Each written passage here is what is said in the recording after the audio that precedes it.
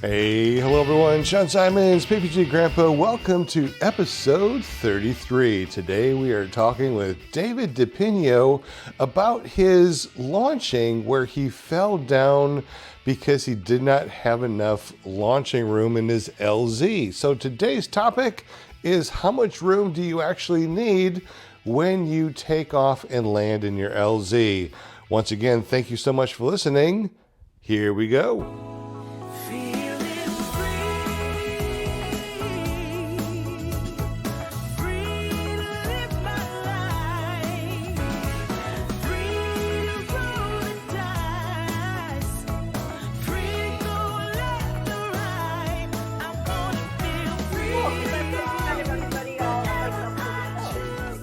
I never had a chance to look at the numbers, but it sounded like the podcast was doing really well. What were the numbers on that? Our podcasts are doing pretty well, and welcome everybody that is listening to Behind the Scenes. If you're listening to this audio podcast, welcome. This is the 15 minutes behind the scenes that nobody gets to hear except for you, so you are very special. Right now we have Linda, Chris, JP, Skinny Shane, Brian, and David, which is our guest, and we're just doing 15 minutes of getting ready to go live on YouTube, which is clearproptv.com. If you want to listen to us audio-wise, just go over to paratalk.org and listen to us, and you are the only ones that get to hear this behind the scenes. Lucky Anyway, dogs. I know, right? Lucky, and you don't even have to pay extra. I'm sorry, JP, what were you saying? JP was talking about our... Oh, I was just asking about how the numbers are on the podcast. Just on our audio itself, we're over 5,000 on the audio, which is really cool. Yeah, oh, yeah, I checked. Wow. Yeah, I know, right? We're doing pretty good on audio. But that's like only downloads or streams or something? That's listens right now. And okay. That is only on one of our platforms that I can see. Now, we are out there all over the place with all the different Paramotor or all the other different podcast channels, platforms that you can listen to that I don't know the numbers. That's crazy. We usually upload to both my Sean Symons, which usually streams live, and then my PPG Grandpa YouTube will get this right here. After the fact, but I don't know. I really haven't looked at everything. I'd say that we're doing pretty good. Speaking of that, I was hanging out the other night, and all of a sudden I get this pop-up of Sean Symons and friend going into this super spooky haunted abandoned house under a bridge. It looked like maybe some teenagers drinking beer under it, and it kind of looked like a bunker, like a bomb bunker, like it was all cement. So it was pretty interesting. It's from an app called Random Nautica. I just heard about it. Apparently it's pretty big on TikTok, and you download it, and what it does is you think of an intent, because it says that in the quantum realm we're all connected. If you think of an intent of something, while it's generating coordinates, it will pick a coordinate with your intent. So my friend and I thought, how about something mysterious? So the app generated coordinates. So we followed the coordinates through the woods and ended up finding this weird bunker out in the middle of nowhere. That's crazy. Funny. So that was pretty fun. Not a lot of hits on it, but. So any word on Kevin Can Fly coming on the show? I know he's in Portland and they're having a lot of fires and whatnot. Who can fly? Know about that, but I know that Tommy said that he cannot jump on. He's been doing fence work. Yeah, Kevin's been doing some videos of all the smoke. It's pretty crazy. He needs to hang some meat outside so he can get some smoked meat going. I saw that. That was pretty cool. Be kind of nasty with all that. Ugh. I mean, I saw that the gate video thing, and I was like, I don't get it. So I guess that was just something he's doing honeydew. Working on. He's doing honeydew, so since he can't fly, he's doing all the honeydews. Okay. Which is probably good for the honey. Man, if I were him, I'd be flying above the fires, like with buckets of water, trying to put it out and stuff, you know? I don't Really, think that we're, as paramotor pilots, I don't think that we're supposed to be flying over anything emergency-wise. Yeah, I guess that makes sense. Or on fire. We're not supposed to be on fire. Ever. You're absolutely correct. You know what I was thinking about the other day? How comes you never hear of paramotors catching on fire? Like, it's totally a thing that could happen, right? They don't fly Because over. they don't. It's definitely a don't. hot topic. I knew a guy that caught fire. Do you? Caught fire. Ooh. Really? He was down at Denellen, and he flies around there where Aviator has their place. Yeah. And when I met him, he said, well, you may know me. And I said, how would I know you? He said, I'm the guy who caught on fire. What? I need to look that up real quick. And so he wrecked. Is there a video? Gasoline got on him. Whoa. Yeah, that's what I was saying. Like, it Started wouldn't burning. take much. Yeah. Wow. Just a little fuel leak, it hits that hot exhaust, like, and it would instantly ignite. Oh, Exactly. wow. I just did a search. Oh, and one of them came out was back in 2012. Paramotor fired prank. I hate stupid stuff. Well, like that. this Why they fellow, prank? he seemed like he almost made his own paramotors, and that he had a fire looking at his equipment didn't surprise me. I see Paramotor catches fire in 2013, 2012, 2009. That's not something you ever want to have to deal with. No. Hmm. Check your fuel No. cap every time. That's pre-flight, basic 101. I wonder who it was, and I wonder if they posted a video because I can't see it. If anybody out there knows, Well, if he send was flying me a around the video. Denellen area, they haven't been at school there that long, about a year at the most. If one of our listeners knows, send me the link to ppggrandpa@gmail.com. JP Yeah, will there- find it. Oh, we did? This JP's fellow our just- video guy. He'll find it. Brian, this fellow just lived in the area, and there's a few people that paramotor out of Denellen. And there's Gotcha. also a powered parachute school there that was there before Aviator went there. That's Is something that- I like for the group to talk on is a difference between powered parachute and powered paraglider. They're different, right? Yeah, power parachute is it's heavier. You have to have a license because it's heavier than the 254 pounds. We're under 254 pounds, so we're ultralight, so we don't need a license. And they get a number on the aircraft. And they have to have a tail number, yeah. Oh, okay. So just because they're heavier. Anything over 254 pounds is cannot be an ultralight. The Army uses those. The power parachutes? Yes. That's cool. They throw them out of the back of a C-130, C-17. They deploy their parachutes. They float down. They blow their things up, and then they try to fly away. Neato. They can go in quietly that way. Must have a really good muffler because mine is loud. Well, they don't start it up. They go out. They just fall out the back of a. They Oh, glide yeah. down and then use the engine to get back out. That's right.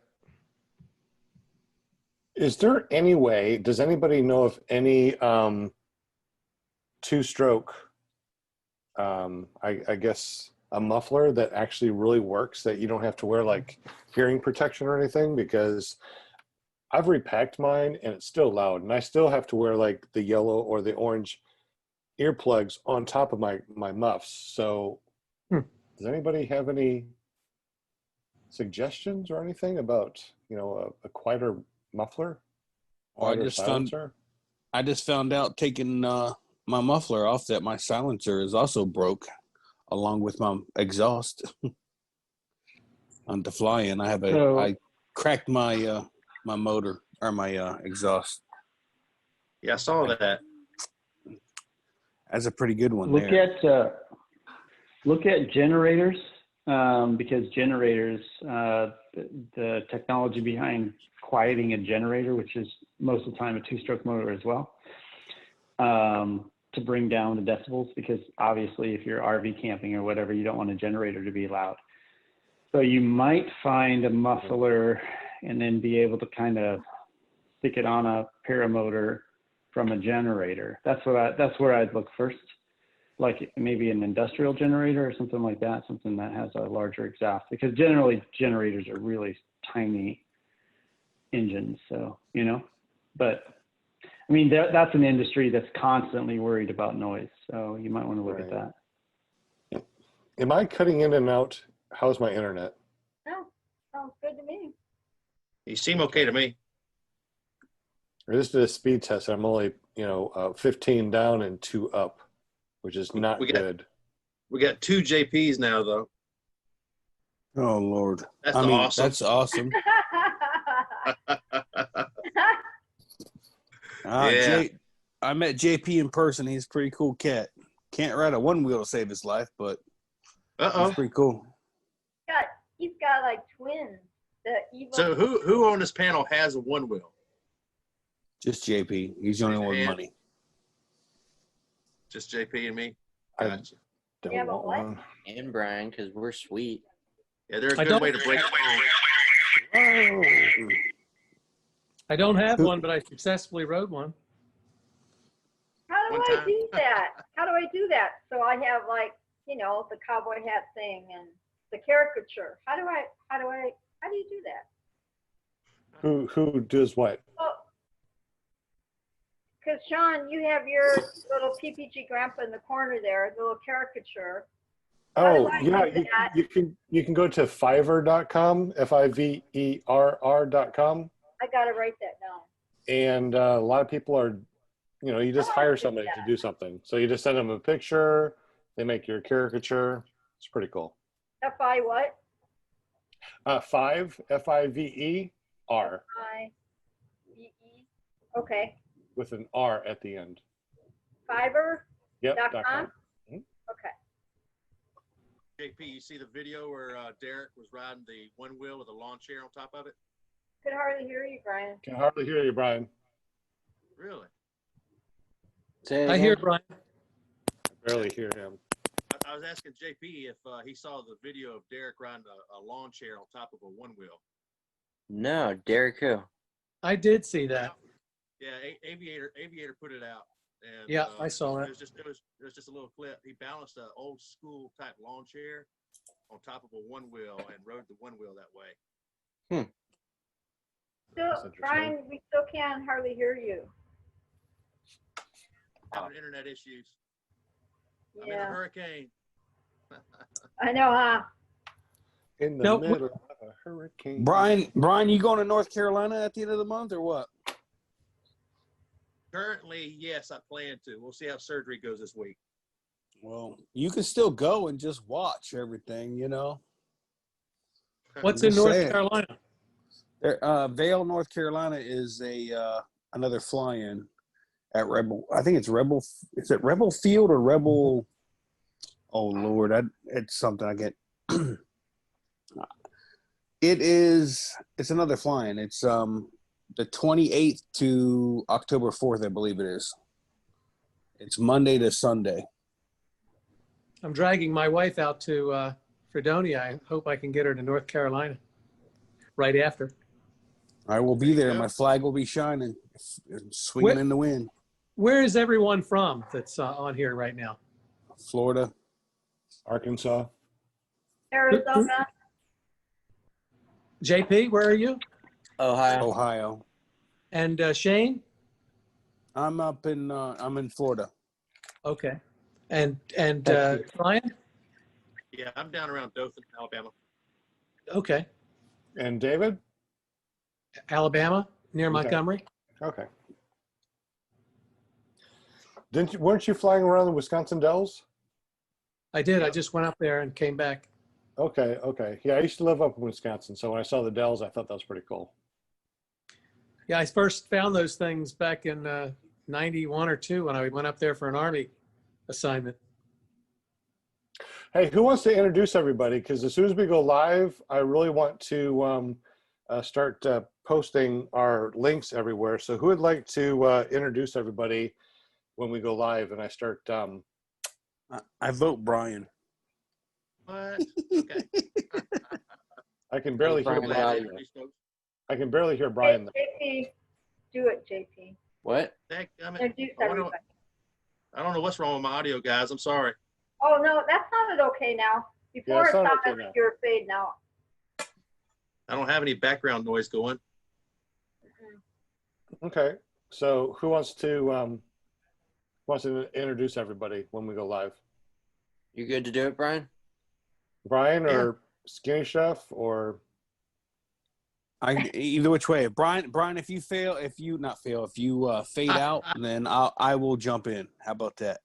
All right, I'll give it a go. Okay. When do we go? All right, I Brian? got my pom-pom ready. Hold on. All Okay. right, I'm all ready. Ready. live on YouTube. Wait for it. Wait for it. As soon as I say we're live, Brian, you're up. What is our topic for tonight? Crash on David. takeoff? Paramotors. Yeah, crashes on takeoff. Crashes on takeoff. Yeah. Good Lord. So this is episode 30. Shoot, it's 30. 8? Shoot. Is it 38? I have no idea. I don't. Darn it! I should have looked before all this stuff. Grandpa, what do we do with you? All right, just go to paratalk.org. What pops up at last? Yeah. E32. So this is E33. All right. See, that was Yep. easy. E33 paramotor crash on takeoff. Ready? And we are live. Brian, take it away. Hey, everybody, welcome to Clear Prop TV. Our host, PPG Grandpa, Sean Symons. We got Lindy Anderson here. My dog is choking. KRIS. Never trust a skinny saying. Chef Shane, JP Tulo. And our guest tonight is going to be David DePinio. And David, welcome to the show. Good to be here. Good to be here. Everybody, welcome to Clear Prop TV. Our Uh-oh. host, PPG. I'm back feet. We got feedback. Got back feet. Got back feet. So, David, tell us a little bit about yourself, man. How'd you get into flying? I got out of the military. I retired in 16, and I actually suffered from some pretty bad post-traumatic stress disorder. And I saw an article about how adrenaline will help you with depression. And so I started doing some dangerous things, and I felt a little bit better. And I thought, you know what? I could go paramotoring, and that would really drive my adrenaline up. And so it did. It did. And it actually has been very therapeutic. Wow. Well, what all kind of dangerous things did you do? I got to ask, did you skydive or? No, all sorts of things. Went caving, traveling.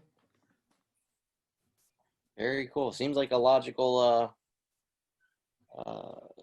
journey you took there. Let's do some crazy crap. I like it. Yeah, it worked. Sorry about the dog. So how long ago was this? You said you started paramotoring, you said? Well, I just started. My first flight was September 28th of last year. But many years ago, about 30 years ago, I moved into Indiana, and the folks around that area were doing a lot of trike flying. It was paramotoring, but it was the heavier things from many years ago. And so there was a lot of trikes.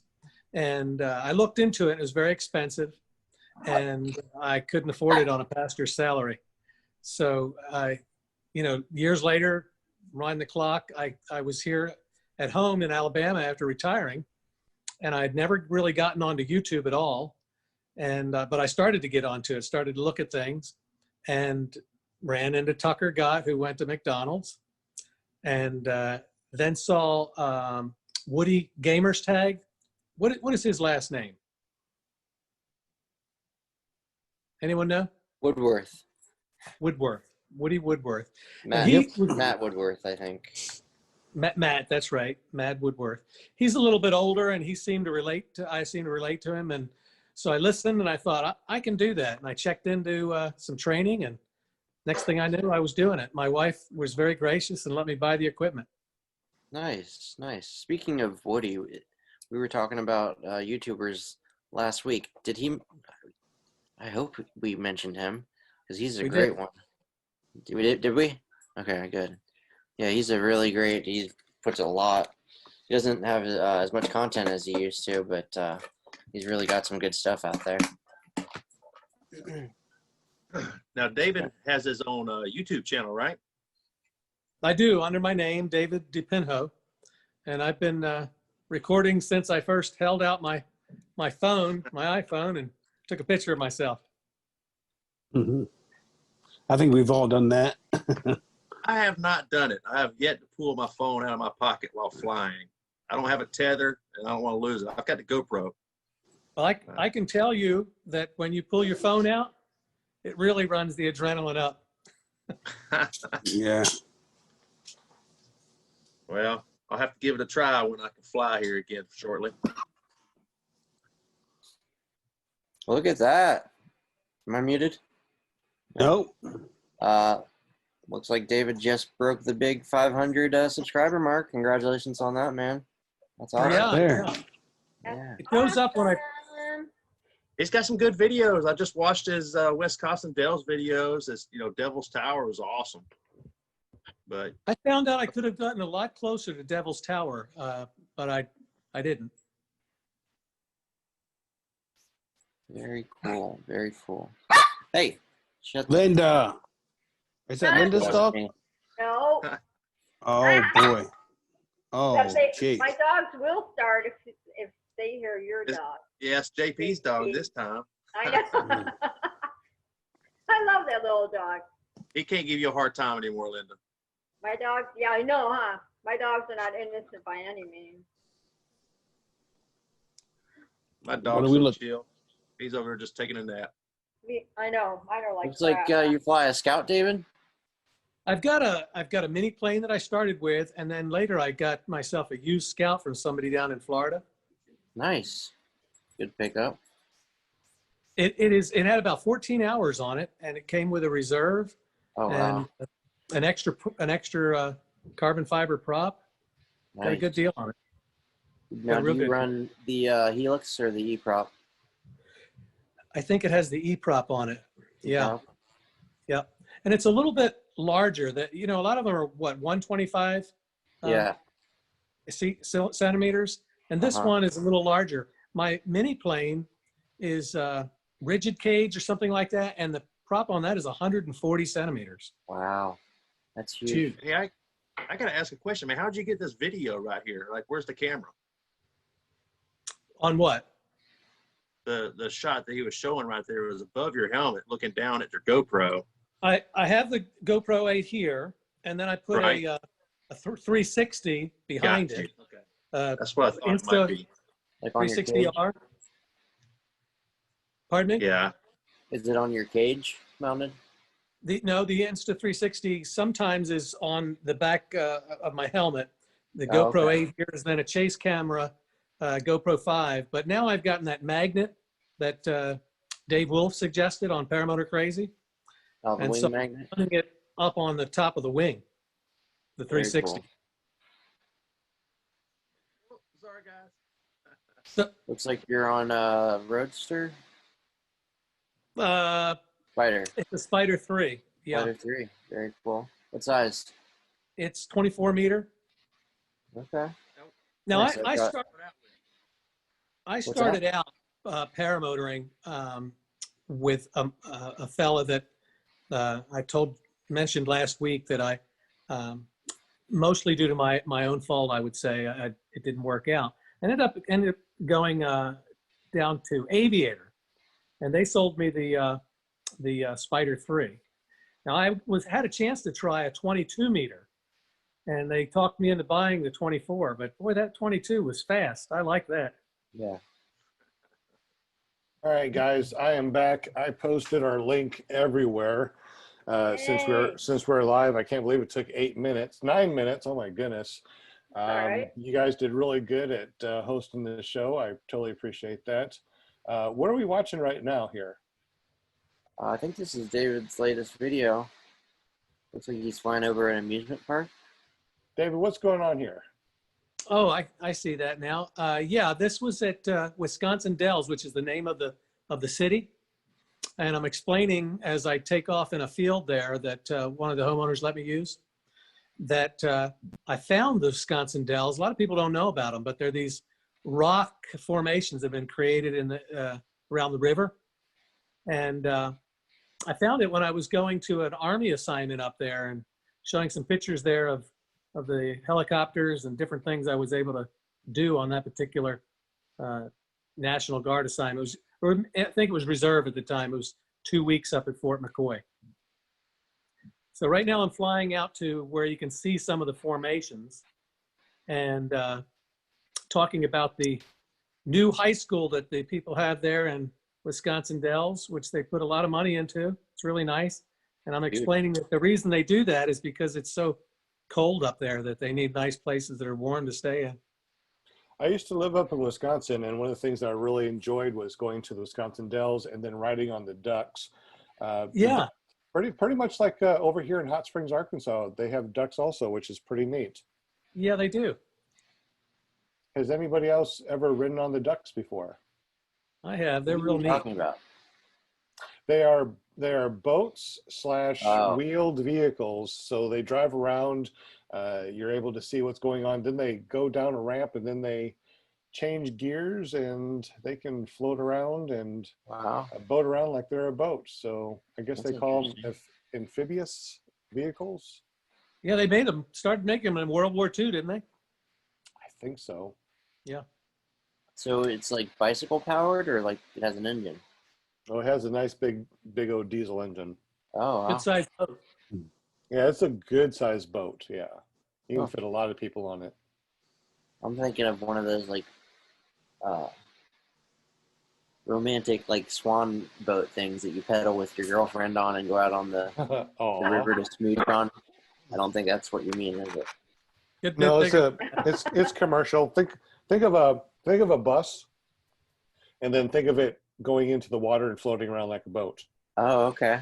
Oh, I think I know what you're talking about. So you're like with a bunch of people? Yeah. I know what you're talking about. Yeah, it's really nice up there. Really cold during the wintertime, but during the summertime, it's really nice, and there are definitely a lot of places to go. Look, hay bales in a field. Don't get tempted, Brian. Don't get tempted. Brian? Hay bales. Yeah. I was asking David how many states he's flown in so far. What's that? How many states has he flown in so far? Who, me? Yes. Not that many. Florida, Alabama, Indiana, South Dakota, Wisconsin, and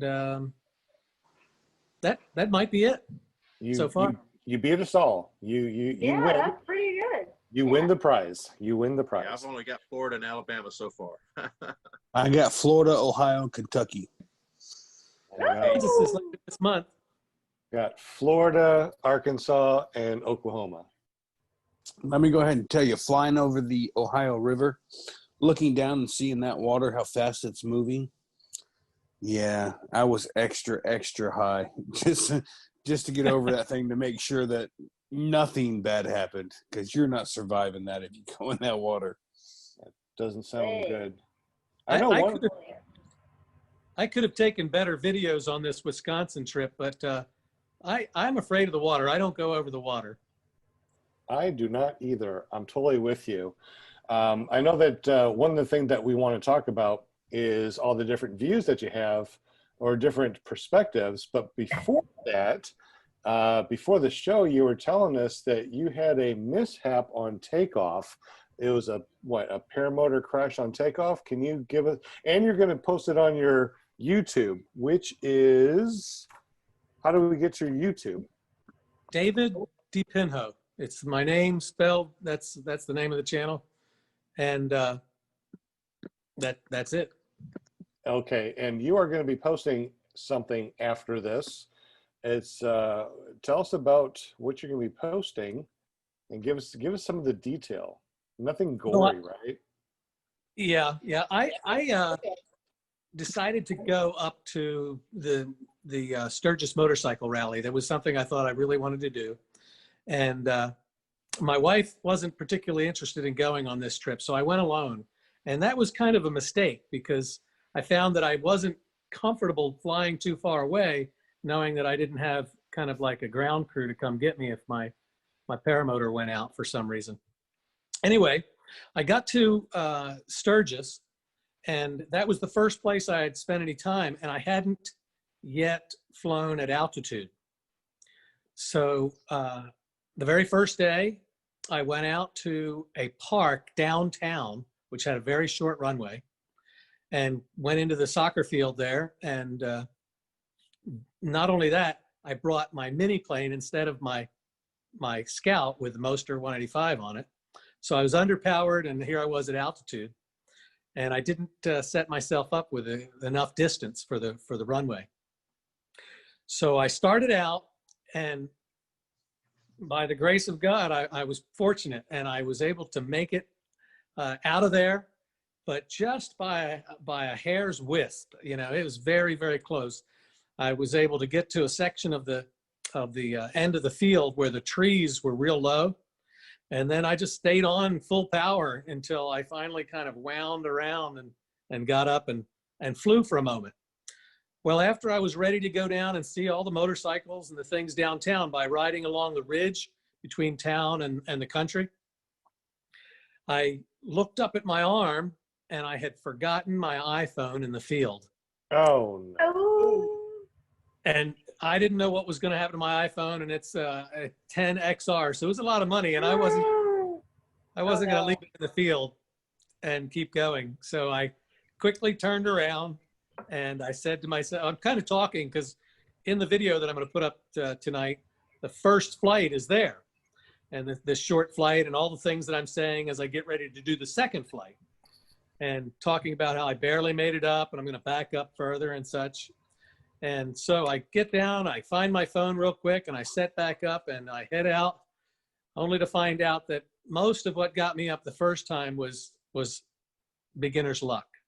Oh my goodness. What are So we gonna do with you, David? I just posted your link in the description below. So if anybody wants to go check out his YouTube channel, definitely check it out. Can't wait to see what that. Now, is it already preloaded? Are we ready to see it as soon as it goes live, or do you have to upload? I've just made it and exported it. It should be up sometime later tonight, after a couple hours after we're done. Cool. Now tell us, was your phone there in the field when you got back? It was just lying there, and you can see it in the video. I pick it up off of the wing, and I set it on my chase cam. Now, why I did that, I don't know. I should have just put it on because I keep it on a wrist holder so that I can check it while I'm flying. So it's down there, and you see it as the video progresses, and I leave it on the chase cam. So when the chase cam gets picked up, the phone gets knocked off, and it's just left behind. So, now, do you have more than one paramotor? I saw the inside of your trailer there for a second. Yeah, in my arrogance, I decided that well, I could help my son learn how to paramotor.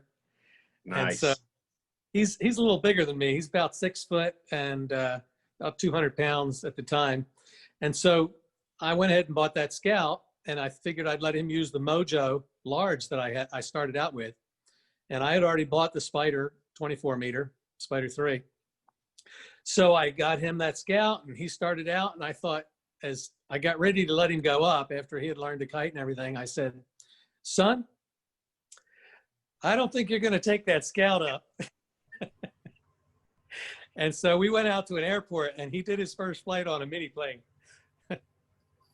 just in case anything went wrong. did he have any formal training, or did you teach him? He didn't have any formal training. No, I taught him. He's had 6 flights. He finished up his 6th flight, and of course he's finishing up college. He's going to be a dentist. And he said, Dad, I'm not going to be able to do this very often. So he said, why don't I just wait and come back and do it when I've got a home and I can keep the paramotor and go on a regular basis. And so that's what we decided to do. But he's successfully flown a few times.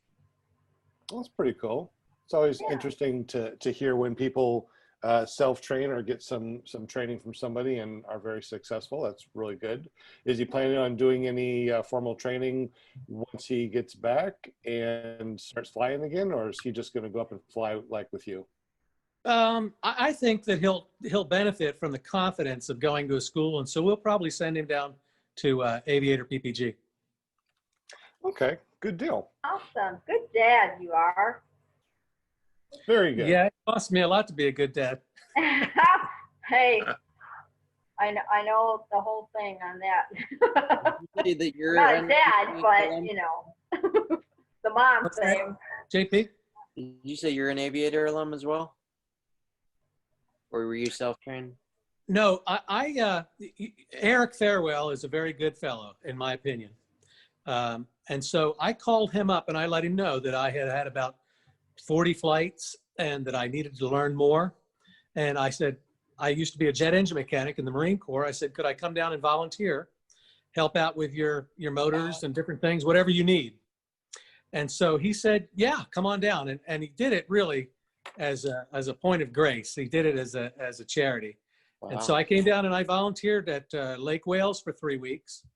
And then I volunteered at Denellen for 3 more weeks, camped in my trailer while I was there.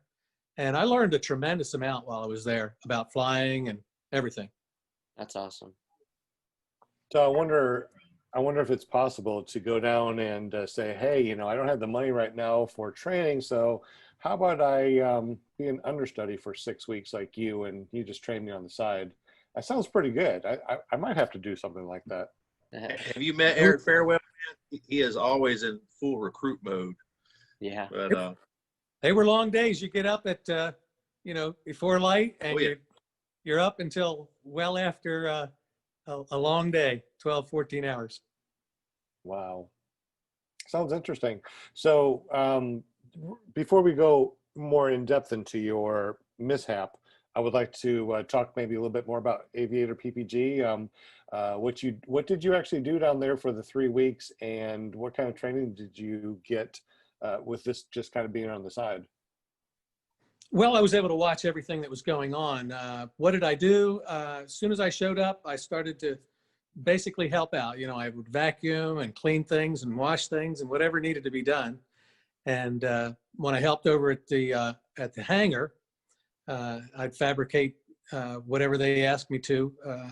And the fellow Alex, they've got a, what's the word I'm looking for? They've got a fellow with his airframes and power plants license.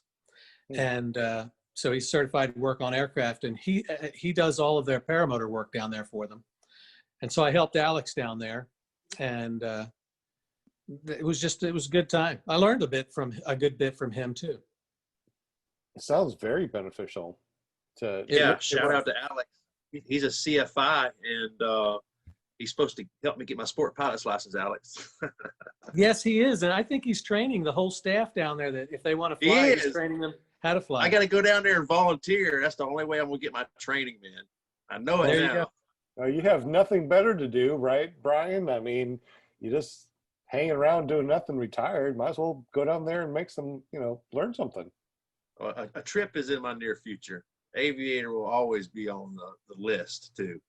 Yeah, well, last year I didn't have much to offer. I didn't know how to paramotor very well. I hope I'm a lot better. I'm going to offer. I haven't brought it up to Eric yet, but I'm going to offer again and go down, maybe not for 6 weeks, but for some time, and volunteer again this year. There you If go. he'll have me. If he'll have me. So I heard you say you did start out on a Mojo wing. I did. Okay, that's why I started out on as well. I thought about going to Spider as well. But how long did you fly your Mojo before you went to the Spider 3? I had, I would say, well over 50 flights. And I really appreciated the Mojo because, I don't know if psychological or what compared to the Spider, but it felt like no matter what I did, I was going to be safe on the Mojo. It was very secure for me. And I had flown a little bit before I went onto the Spider, and I still haven't gone to 2D steering yet. I'm still just basically using the brakes, little bit of tip steering with it. Now, I got a Roadster 3, and I've also flown a Spider 3. Really, really solid. It's very light, and it just comes up on almost nil wind. You can actually reverse. I wanted to ask you, what do you think of the Mojo being an A-wing and the Spider being a B-wing? Do you feel any difference, or do they both feel pretty darn solid? There's a huge difference. The Spider comes up easier, and it's a good deal more agile. It's a more efficient wing. So, you know, while you've got this Mojo that's never going to collapse, essentially, and it's always going to be there for you, it's a little bit more cumbersome when you don't know it until you move on to the next wing. Because I've never flown like an A-wing. I mean, I've flown a really, really small A-wing, so it kind of felt like a B-wing when I was doing the SIV course. But I've never flown. I started off with my Roadster 3, and then I went to this Gin Vantage 3, which is a lot more carvier. It's more of a high B. But between the Mojo, which is, well, do me a favor, explain how solid and cumbersome. Just give me a total example of this Mojo that you flew, and then because I initially was not a trained pilot. My first flight was me getting out in the field, having learned how to kite the wing, and running, and that was my first flight. So I didn't know anything essentially except pull right, pull left, turn left. They were long runs because I didn't even know that I was supposed to apply a little bit of brake. But you know, some people don't realize it, but when you're applying brake, you know, you are slowing the wing. And so when I first started out, I really wasn't doing a lot of weight shifting. So the more you weight shift, the less you have to apply brake, and the faster your wing goes, and the more stable your wing is, right? Mm-hmm. So when you first start out, and if you're not trained, you didn't know that. I didn't know that. So in the early days, before I did much weight shifting, and the Mojo is less responsive to weight shifting than your more advanced wings. It'll respond, but not as much. So you're pulling harder, and you just don't have the fast turns that you do with the Spider. And then the Spider is the one that you went up on and did your faceplant. Is that correct? Yeah, that great advanced wing. That's the one I wrecked on. Yeah. Okay. So tell me the difference now. Now, what happened on this takeoff crash? Were the trims in? Was it just maybe a footing problem, or what exactly happened? It was altitude, and because I didn't compensate enough by giving myself enough runway, the first time I went up, the wing came up textbook. It came up perfectly, and I immediately had lift, and I took off, and I just barely made it.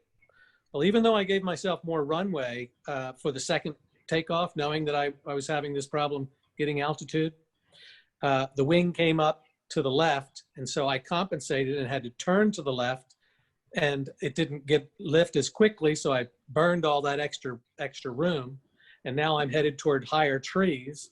So when I finally got into the air, I got into the air, and another thing that I did wrong was I took to my seat too quickly. So I get into my seat, but then as you watch the video, you'll see I almost immediately get out of it. And I realized that I'm headed for that tree. And when I was down at Aviator and I was trying out those nice Spider wings, you know, I managed to get one of them into a tree. When I came down, I landed.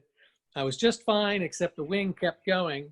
And I didn't, the Spider. I only remember one tree at Aviator. The one right out in front of the red barn. Yeah, the one right beside the building. That's the one. That's well, the you one. know, Oh, man. The way I understand it is they sell the Spider with brake lines that are halfway between the high point and the low point, so they'll work for both. Have you heard this before? Yeah, that way when you let the trims all the way out, you still have brake pull. That's right. So when you're doing a low hang point like the Scout and the mini plane, you want to take maybe 3 inches off. Well, that wasn't done to those, factory new wings that they had down at Aviator. So it's a little bit harder to apply the brakes. I've shortened them maybe 2 1/4 inch, I think, just because I was shooting for 3, and how you tie in knots, they give a little bit. So it didn't come out to be 3 inches. So I have a lot more brake authority now with the wing that I own. Now, what is your takeaway from this? Because, we have newbies that listen to the podcast. And of course, people are thinking already, it's like, man, I'm scared with doing something wrong, coming in and crashing, or my wing falling, or busting on a takeoff. What could you do differently? What could you tell someone that's listening to this, what you did wrong and how this will never happen again? Yeah, this crash was completely 100% avoidable. What I should have done is I should have gone to a place like the Sturgis Airport and done my first flight. And then I would have had an endless runway, essentially, and I would have had more of a sense after 2 or 3 flights out there of how long it was going to take me. And I never would have found myself downtown at a soccer field to begin with. That was a mistake or an accident waiting to happen. And then the next thing is that I shouldn't have gone down there because it was so much ignorance.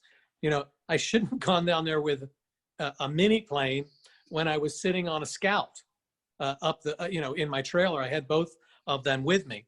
So what I should have done was started out with the Scout. I'm at higher altitude. I'll have more authority and so forth. So I should have used that as well. Okay, that's good. I'm really glad that you said that, because it really is interesting. I know that when I first started getting into paramotors, I would look at different places and I'm like, wow, there's a lot of places I can take off here in town. After being out in the sod farm and doing my first, 10, 20 launches, I realized that these little places that I have set out for me to take off in town were just way too small, too many trees, possible rotor, and definitely not enough takeoff. I've seen a lot of crash videos where there's definitely not enough takeoff and people are running into fences. That's right. So let's go ahead and ask the panel real quick, since we got so many people out here. I'm sure that Brian already introduced everybody, but we have Chris Wheeler, which is My Dog is Choking. We have Never Trust a Skinny Chef Shane. And let's see, we got Brian Haybill Waller, JP Tullio, and of course our Linda Anderson. Are you muted? No, I'm here. Okay. He is our cheerleader. I was hoping that you're going to cheerlead for. Wait. Oh, sorry. Okay, she's going to cheerlead. I was like so intense listening to everything. So. Yay! All right, our official cheerleader. Good deal. All right, let's go ahead. Cowgirl cheerleader. Go ahead and ask our panel. Let's talk about runways and how do you judge a runway? How small is too small, and how do you judge runways? Let's go ahead and start with Chris Wheeler. He was on a couple weeks ago talking to us, and his nickname is My Dog is Choking. I guess if you haven't heard about this, Chris, tell us about My Dog is Choking, and then tell us about your runways. And we'll go back and listen to episode 32. What's that? I know, right? Where he explained it. So My Dog is Choking is my YouTube channel. So just My Dog is Choking, all one word. And My Dog is Choking basically in reference to how I came up with this name, and it was 20 years ago I've had this name. So basically it's test everything. Never believe anything that somebody tries to sell you. Feed it to your dog first, see if they choke on it. Basically, it's test everything. So so runways. So I have a habit of getting lazy, and on days that the wind is coming from the north, I can fly directly out of my front yard. But if I do, I have to make sure that there's nothing in the driveway, because more than once I have almost taken out my truck or myself via the truck. And one of these days I should actually put that into a video, because I have more than once to where I'm like barely getting over the truck and I have to like spread my legs just so I don't clip it. But yeah, so the way I rate it, and then across the street from me is where my LZ is. So I actually have a huge LZ to take off from. But there are some electric lines that I have to be worried about if I'm going a certain direction and the wind is coming in a certain direction. So basically I feel the wind and try to figure out how strong that wind is. And I know my wing enough to know how much wind I need to take off and how much time. And I don't think there's a way to equate that. It's just a feel. You do so many takeoffs, and after a while, you just kind of figure out how long that is. But I will say it's a really good idea to whatever number you think it is, triple that just in case. I like that. And especially, conditions, yeah, especially on mill-wind launches. and conditions change. You can take off in a shorter amount of time in the wintertime. Yeah, when the wind is more dense. Yeah. I like the hand. I like that. Good deal. All right.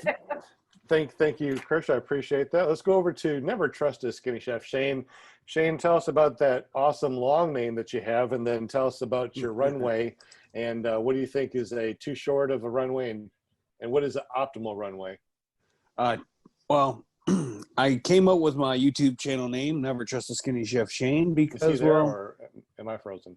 Oh, wait, hold on. No, my volume's up, or I'm not You're muted. good. Okay, let me start over. Thanks, Sean, for breaking up my wonderful concentration that I had. Never trust a skinny chef. I'm not a chef. I just don't trust skinny ones, and just happened to be a guy that put on a few extra pounds a couple years ago and not forgot about it. You're a chef. Come on now. No. You're gonna send me a sauce so I can get like the salsa recipe. I will tell you, you will know your runway's too short when you don't make it. That is how you know your runway's too short.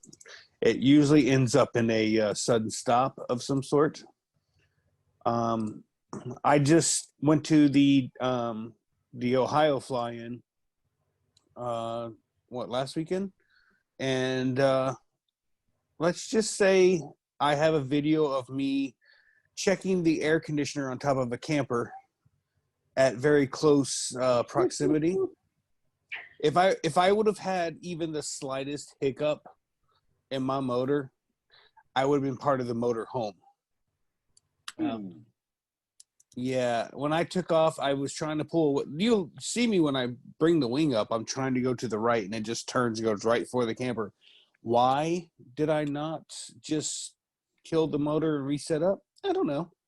You're bare feet. You know, are you beach flying. Are you barefoot on there? Yeah, it's beach flying. You're I always live in Florida. You're beach flying. Go. I tried flying with my shoes on, and it filled up with sand. And well, Yeah, the whole flight, all I want to do is kick my shoes off and get the sand off my feet.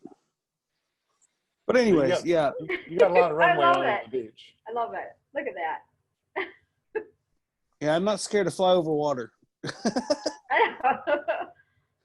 I have flotation on. Okay. So, I mean, not that it always works or even 50% of the time, but at any point, if my motor stops here, I have enough glide ratio to make it to shore. That is always my first option, is to make it to shore before hitting the water. That is a very good thing to think about.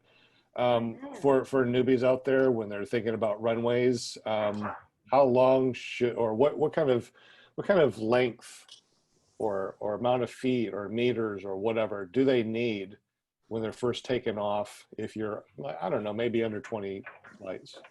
Okay. Well, it really depends on the wind. I mean, some of this flying that I did, there's 2 takeoffs that I did. I didn't take more than 3 or 4 steps and I was already in the air.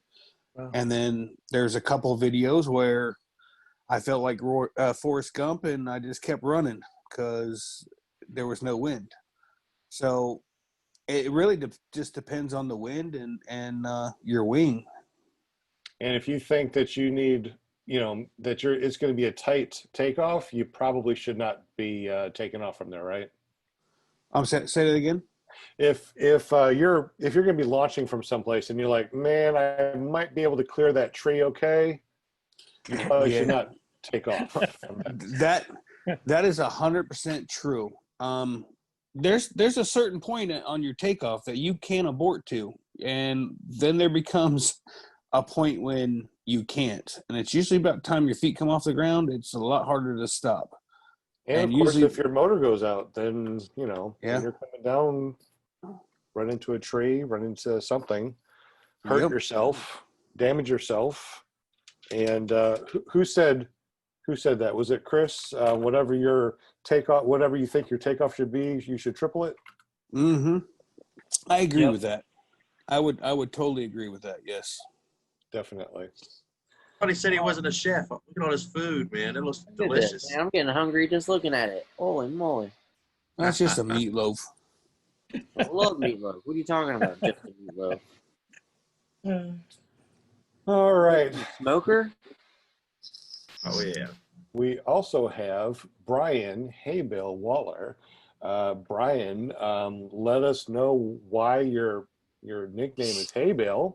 And what do you think about takeoffs and landings? What kind of field do you need to be able to take off? Well, the hay bale thing is pretty self-explanatory. Look out for them. Don't fly into them. No, I was unfortunate. I kicked the bale while trying to do the hay bale slalom, and I broke my foot. But anyway, that was a previous episode.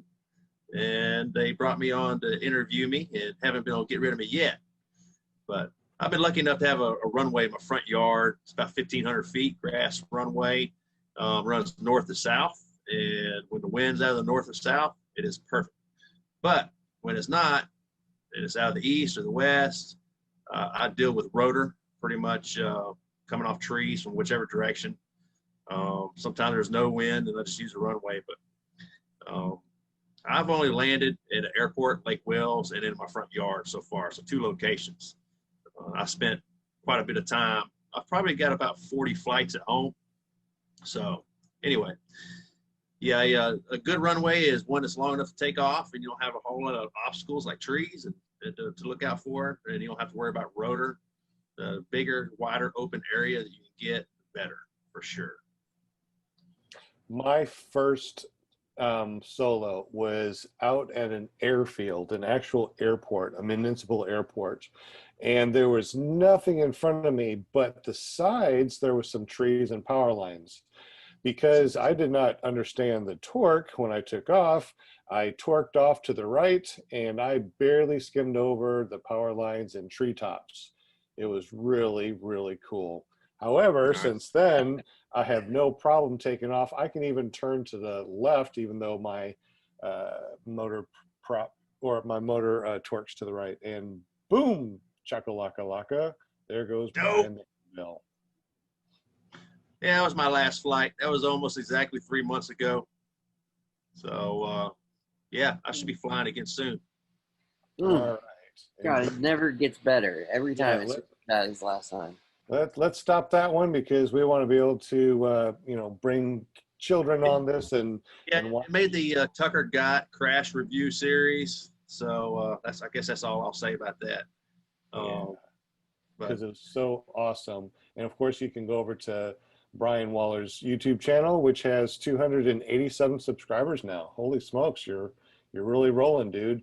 I also noticed too, JP, that you have not hit his bell notification. What are you talking about? There we go. Wait, y'all turn those on? I turn them on and off with all you guys, so I can check out your videos. But anyways, thank you, Mr. Brian. I appreciate that. We also have JP in the house. JP, what's up?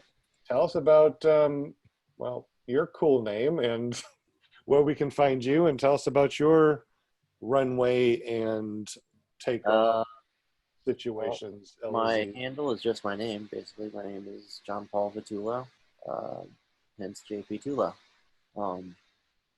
Yeah, it's just kind of rolls off the tongue, I guess. As far as runways, I would say it's under 20 flights or whatever. You need at least a couple football fields. If you have to question yourself, it's probably too short.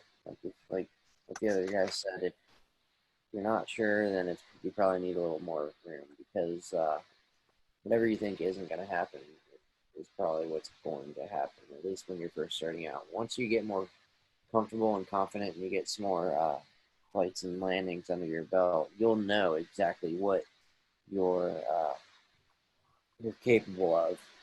And you'll know, what kind of run out you're going to be looking at depending on the wind conditions. And, just like they were saying, sometimes it's 2 steps and you're in the air. And the winds like that, it's going to be a pretty short landing when you're coming into it in strong wind conditions. But in no conditions, you're going to need a lot more space. And that's just something that you, acquire that knowledge as you gain more experience. And the only thing you can do is get out there and fly and just rack up those hours. The more you do that, the more comfortable you'll be, and you'll just, know the answers like that. Like the other night I went out for a flight and just the conditions felt so good, and it's like, yep, the wind's coming out of here 100%. I know I'm going to nail this launch, not even a question. I have a perfect layout. I've got a perfect amount of runway in front of me. And it was, when it comes together, and you just, the more experience you get, the more you see that. So get out there and fly. It's freaking awesome. And it's not really about how many hours you have. It's really how many times have you taken off and Absolutely. landed. Yeah. Hey, I would add, JP kind of reminded me there talking about runways, but I did fly 1/3 location down in Florida, and I kind of just followed somebody because they said that it was they were taking off sideways across a runway. And I looked ahead and there's like a barn and power lines and trees. And it was a short cross runway takeoff because that was into the wind. I didn't really feel comfortable doing it, but he did it. And I said, okay, well, I could do it too. And I did it, and it was close, but it was unnecessary risk that I took. Mm-hmm. And I think that was just kind of a peer pressure thing that you see somebody else do it, you think you can do it too. Mm-hmm. That's probably going to come back and bite you sometime, so just look out for that, I would say. Absolutely. Definitely. One of the things that I've been doing lately is I've been trying to figure out my runway, how much room do I need? Because I've been trying to land close to places and do more videos of actually going places. So recently what I've been doing, which has been pretty interesting, is I've been trying, in a bigger field, is I try to lay out a certain amount of room. And what I do is, as soon as I take off, I immediately spiral to the right, pull lots of brake, and try to spiral upward in a small spot. And then I get up to, maybe, a couple 100 feet. And then I try to come down and land in that small spot. It's not really a small spot, it's a big field, but I can kind of tell if I can, get in, spiral down, then swoop into a landing, which is really good because my friend Tommy, who is not here right now, that's normally on our show, he found a really, really small field to fly out of, which is right down the road from his house. And if you remember, that's the one that I had to come in and, basically treetop kick the trees and then swoop down between a couple other trees just to land. That was sketchy, but the more you do this, the more you figure out, what you're able to do with your paramotor, the more places that you can get in and get out safely. I still have not flown or foot dragged underneath power lines. That's still too scary, but I've seen a lot of people do it.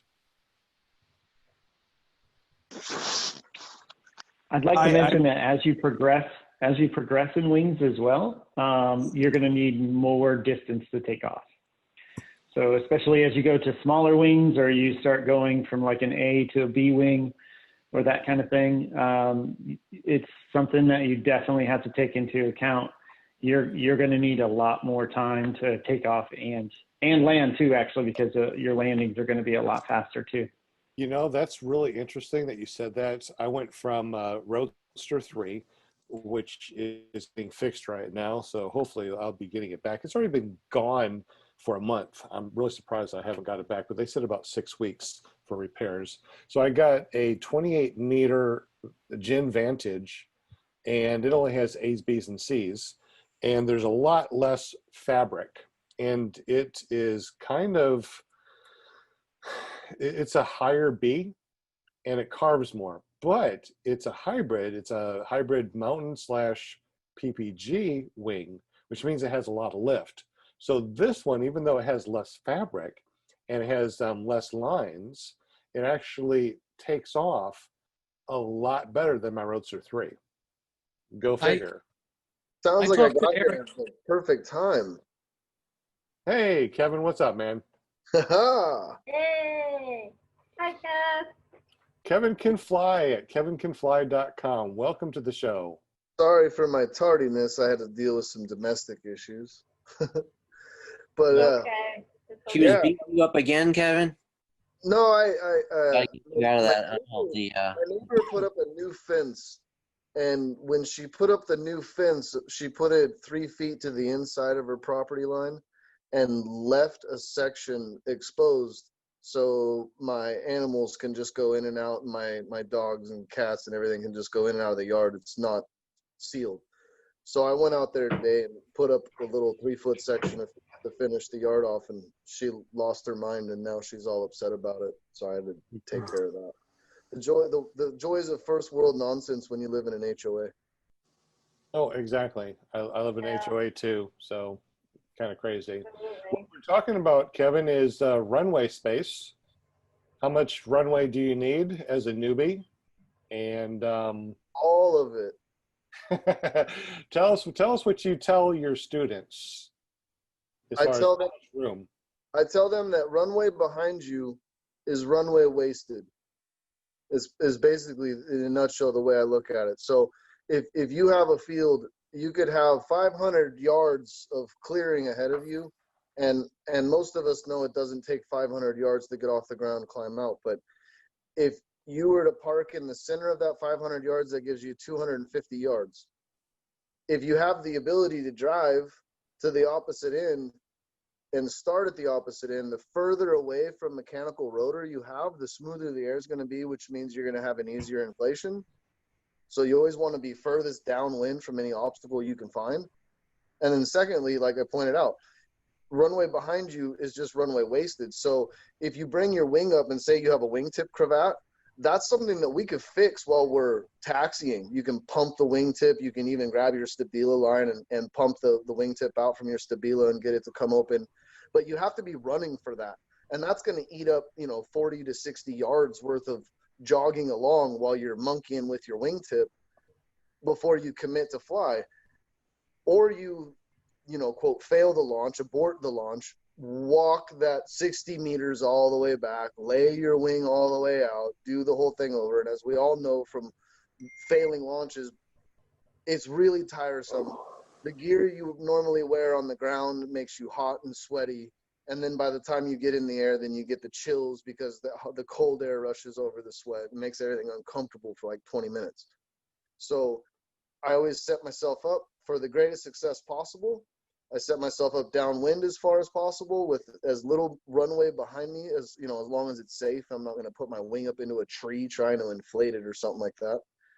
And then aim at your target, chin up, eyes up, as far out as you can see, just like when you drive a car. So you pick an aiming point, keep your eyes up, your chin up, and move forward and aim at your aiming point. That's what I tell them. Sorry, it's long-winded. No, that's good. When newbies ask you, it's like, how much space do I need in feet? It really depends on wind. It depends on a lot of factors. What are some of the factors, and what do you tell your students in general? I tell them at least 300 feet of open space before there's a bush or any obstacle to have to worry about. How about obstacle fixation, object fixation, and how to avoid that when you're taking off?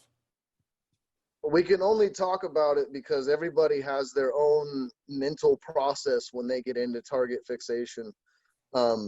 Guys that do a lot of extreme sports, whether it's snowboarding, snow skiing, motorcycle riding, those kind of people, they generally understand the concept of target fixation, because when you snow ski or motorcycle, you kind of go where you look. And so if you don't want to hit a tree or don't want to smack a guardrail, you got to look into the turn or look away from the tree. So flying is kind of the same way. If you don't want to fly into a tree or a building or an obstacle, you have to be looking and flying where you want to go. Sometimes that's easier said than done. And then sometimes we go into a panic mode where it can feel like we reacted quickly, even though from a person on the ground standpoint, we watch going, pull, do something, oh God, what? And you're just like, oh. And you see them barely clear a fence, and you're like, oh God. You're like, come on, guy. You're like, let's make smarter choices, right? You're like, being a good pilot isn't about doing tricks. It's about making smart choices. So I think that's a big one, big takeaway from, when you start doing launches is when you commit to your launch, you have to mentally process the whole launch all the way through and make sure that it's not only that you're committed to it, but that everything is going through your checklist as they're supposed to. And then when, and it happens real fast, but as everything goes step by step, by the time your fourth or fifth footstep hits the ground, you should have looked up at your wingtip. You should have checked your brake. You should have rolled onto power. You should have thrown your shoulders back for posture. And if things don't feel right, then that's when you would then look back up again to see what's going on. Do I need to abort? Do I need to do something? But those fluid motions, that all has to just come from repetition, whether it's repetition with kiting practice or just multiple flights. There's a big discrepancy between the mentality of a newbie, whether they should have more hours or more flights. I say when you're starting out, you should have your first couple of flights be roughly a half an hour so you get a full understanding of the flight. After you get over those first 3 flights, roughly a half an hour, then we transition to making our approaches and our landings stable with no oscillations, and going from maybe like a 150-foot circle down to a 100-foot circle, down to a 50-foot circle, and then ideally getting within, say, a 20-foot spot. And by the time we finish training and we send guys out to go be pilots on their own, they should be able to come in and put themselves within that 50-foot circle minimally every single time, whether the engine is on or off, dead stick, motor died, whatever, doesn't matter. They should be able to come back and hit that 50-foot circle. Absolutely. So a lot of good information right here. Now we're coming up on our hour of our podcast.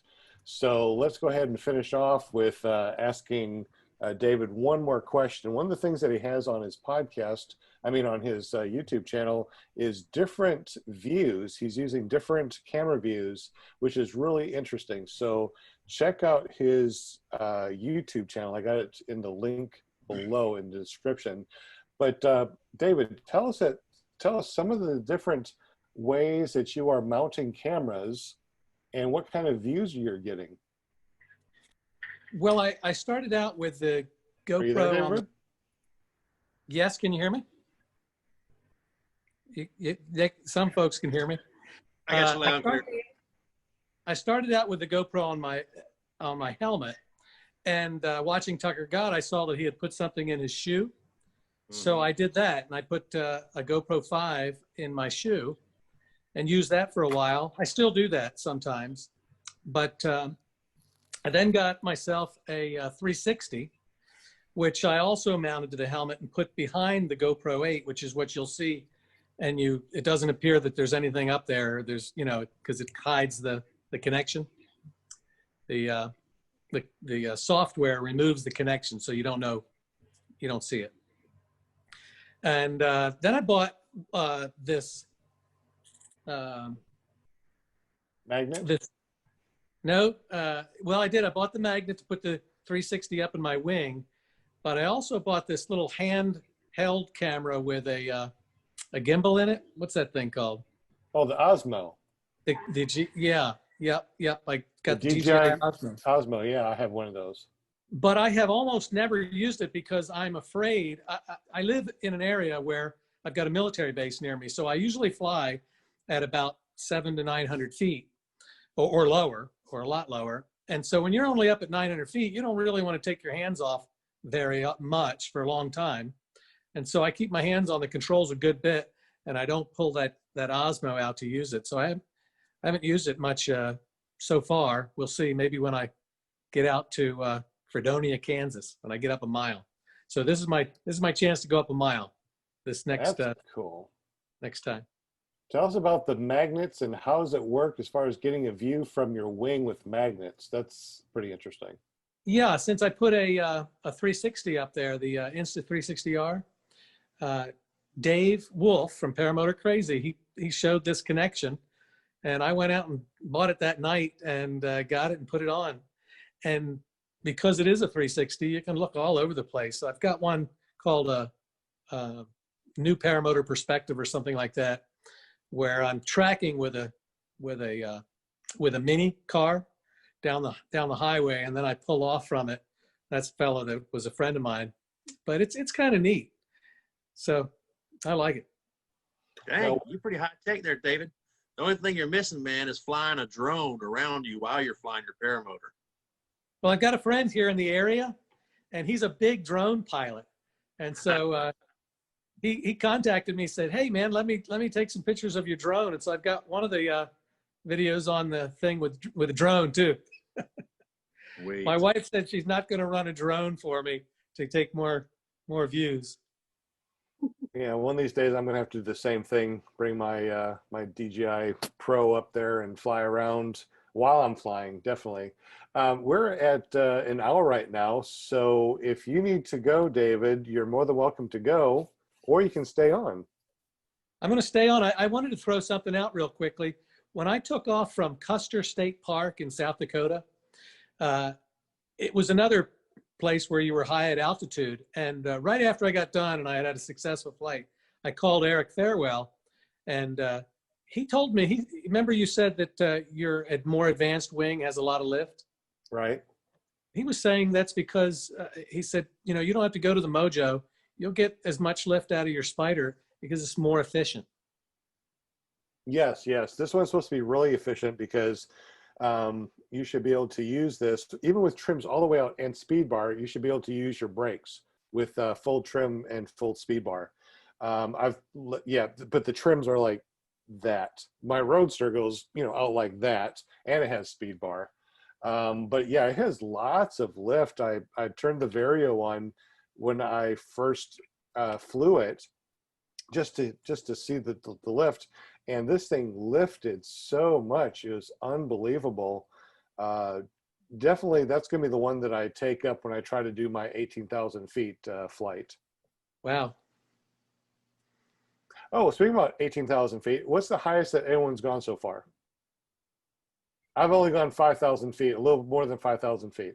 How about the rest? 20 ground level? 20,000 what? What was that? Are we I've only talking been to strictly 2,300 ground feet. level? 2,300? A little over 4,000 on the SIV course being towed, and then 3,800 on the paramotor. Nice. I did A little over 5,000. Nice. A little over 5. Yeah. Kevin? I've been to 9,500 on my paramotor, and then I've been to just shy of 12,000 on my paraglider. Nice. I'm right there. I did 12,400, I think. MSL. Yeah. Yeah, I'm afraid of heights. I've heard so many paramotor pilots. After like they're afraid of 5,000 heights. feet, it all looks the same anyways. It just, I don't know, man. 500 feet, I'm comfortable, man. But 5,000 feet, I'm a little more nervous. Really, the higher you are, the safer it is. I know. I get it. Go do Physics. go do the SIV course. You'll be like 5,000. Let's go. No problem. I'll tell you what, there's nothing like taking off on a big thermic day right around 1 o'clock, getting up to 10,000, jumping on bar, reaching in your pocket and pulling out a little power bar and having a nice little snack and a drink of water as you go thermal hopping. And then you grab the next one, core back up till you're up somewhere around the moon, and then jump back on speed bar and do like a 80-something kilometer cross country over to Primeville Lake, and then wind up landing over on the lakeshore bed, which you can't even see from the mountain at all. Wow. It's, Now, I mean, is this motor thermaling or just? no, that's Central Oregon free flying. I mean, if anybody wanted to make a trip, and Kyle got to experience it when he was here, Pine Mountain in Central Oregon during the summertime kicks off some amazing lift, like amazing world-class lift. The world record distance, or not the, let me rephrase, the state record distance was set from Pine Mountain here in Oregon. And somebody flew from Central Oregon all the way north to the border of Oregon, Washington, out at a whole different flying site. Wow. It was pretty amazing. So there's two different places. There's one down by Medford and then one over near Bend in Central Oregon. And both of those two have very similar characteristics for microclimate. And that microclimate allows you to get really high and then go really far. It's pretty amazing. And how long have you been free flying, Kevin? Since 2002. Does anybody else free fly, or we all just motor people here? Not on purpose. Can I ask Kevin a question? Yeah, go for it, David.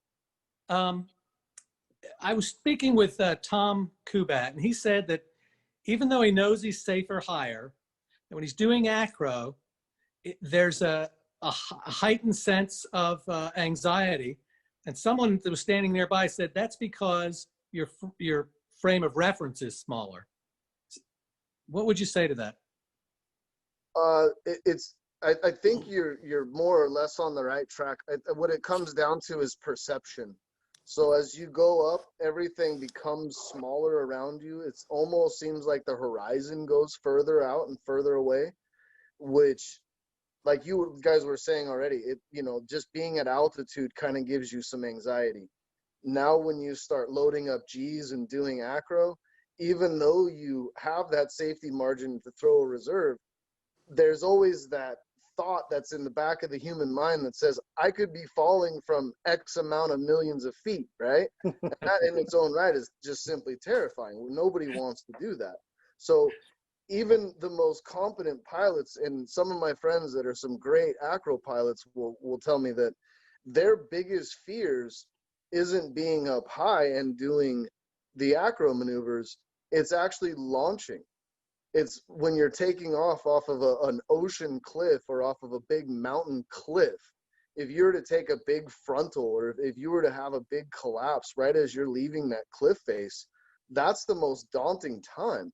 Once you have the altitude, you get more comfortable with it over time. It's kind of like becoming comfortable with G's. It doesn't come all at once. You don't just go up, throw a bunch of G's and say, yeah, I'm good with G's. You got to start with small wing overs and small spirals, which feel like a lot of G's. After you go to an SIV course and then do a full nose down freaking 6G spiral, then you realize, holy crap, I wasn't doing anything. I was barely even finding my seat. When you hear Tucker talk about breaking seat boards, you're like, oh, come on. And then you go do a full flat nose down spiral and you realize, oh, okay, I see why he's breaking seat boards. Yeah. So, I mean, it really is just that perception of the world around us. And every day is different. And that goes back to that I'm safe checklist, because every single day we have a different emotional state. Some days we have more of an adrenaline seeking feeling. Some days we want to be at peace. Some days we might be fighting with our significant other, or maybe I just went through the drive-through to grab some unnamed drive-through McMeal, and and like gal messed up my order, and now I'm upset because, you know, I spent $9 on what was supposed to be a happy meal, and now I'm an unhappy meal kind of guy, and I'm going flying. So that emotional response changes from day to day. And so on Monday, I might be able to go up and do spirals and barrel rolls and just throw the bullhorns, and it was great. And on Tuesday, just a couple of light wingovers makes me feel in my gut, I feel like something's off. I feel like something's wrong. I just don't feel like it's right today. And it's just, that's that gut feeling.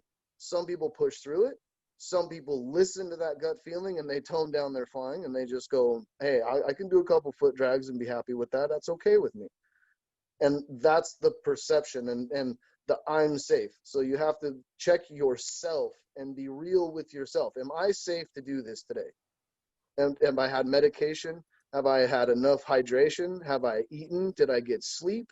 Am I in an emotional state where I'm happy and content? Am I prepared? Is my equipment prepared? These are all, like, I know it's a lot to check off mentally, but it's, you know, to go up and put yourself in a scenario where you're going to be doing big wing over spirals, barrel rolls, things like that at altitude, you really need to go through your checklist and make sure that all of those ducks are in a row, because we have the rule of 3. And if you get to 2, you need to stop. So if I don't really feel good, but my equipment's good and the runway is good and the air is good, I could probably still go fly. I could get over the hump of 1. Now, if my motor is not really running right, maybe my motor is acting up and then I'm not feeling good, now we've hit 2. Once we go to 3 and the air switches and I have to lay out my wing again, and now I'm frustrated because now I'm tired. I just carried my motor. I got to change my wing. I've hit 3 hurdles in the day. And by that 3rd hurdle, we have to stop and completely reassess what's going on, because that's what we call compounding injury or compounding problems that creates more problem, and it's pilot induced.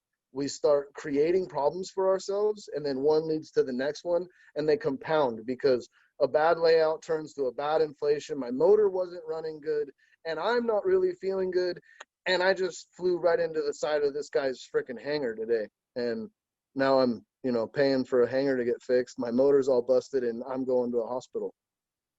We didn't check the I'm safe. We didn't stop at 2. We made it all the way to 3 and maybe went beyond that. So that's kind of the takeaway from the perception point of view, is how are we perceiving the day? What's our emotional state, and how do we acknowledge that emotional state?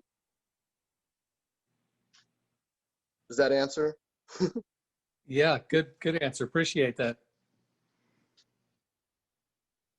So, David, you've been flying for a while, man. We've all kind of had these moments when we're flying, we're like, oh crap, or things are not looking good. What's the scariest moment you've been in so far?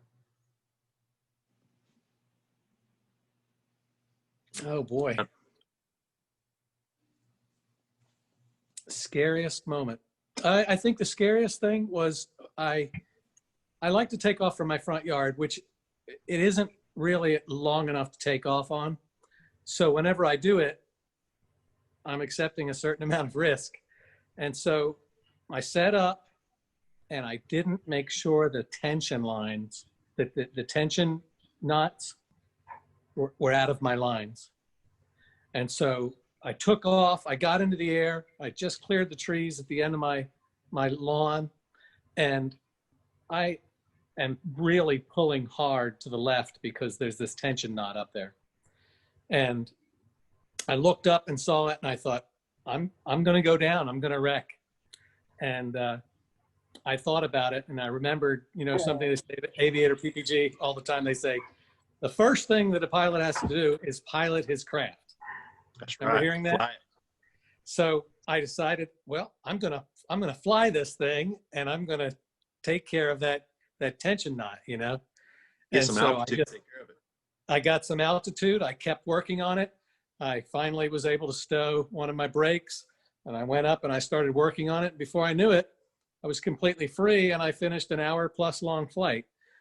But that was the scariest time, and also it created a certain amount of confidence later on. So you said earlier that you used to be a pastor. Yeah. What is your pre-flight prayer like?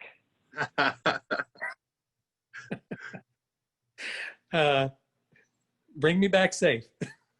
That's a good one. right, I want to make I'm sure back. that I've prayed that I've taken time and paid up my insurance for my wife. Don't get Skinny Chef started on that insurance now. The insurance salesman. No, but a lot of your life insurance policies do not cover aviation accidents unless it's a fair ticket price, which means you buy a ticket for like Delta or American Airlines. So if you just decide to go skydiving or paramotoring or paragliding and you fall out of the sky and you die, your life insurance policy will not cover you unless Wow. it's specifically for aviation, which that's what I had to do. I paid like $230 for the year for like 150,000. Right. Like a just rider. Yeah, it has to be for aviation for them to cover it. So at least this will cover my debt, and well, she won't have to worry about, paying for the house and the truck payment or whatever. Everything will be covered. She just won't. This way, if I have any more, then I have to sleep with my eyes open because I worry about. She willing to cash out, you know what I mean? She's So already got a new boyfriend lined up. She's just waiting for the phone call Yeah. that Paramotor took you out. yeah, she's always messing with my wing. I don't understand why. She's got a little knife and she's just chafing lines. And Hey, speaking Now- of insurance, does anybody have liability insurance for their paramotor? I've heard it is possible to get it. It protects you if you damage somebody else's property, like if you kicked their hay bale and you damage your hay bale or something. But you have to be After a I member. got my car broke into and I found out that my homeowner's insurance nor my car insurance would cover the wing or the motor, they stated that it's an aircraft. Same principle as like Shane was talking about with the life insurance. So your standard homeowners and your standard automobile insurance, they won't touch the wing, the reserve, or the motor. They consider that an aircraft. Same with a parachute. Now- So A quick question. When we were studying, I can't remember where, I learned that the paramotor comes under different law. It's not under the law an aircraft. It's a vehicle. That's right. So does that Well- matter? according to the insurance company that I argued with many times over, they considered an aircraft. They consider the wing an aircraft. Huh. So I'm not sure, because they're a broker, I'm not sure what specific company they found to do it, but it was only like $110 a year I had to pay for the liability insurance. So it's theft, fire, or collision. So basically it's like the same as a your car or boat insurance would be.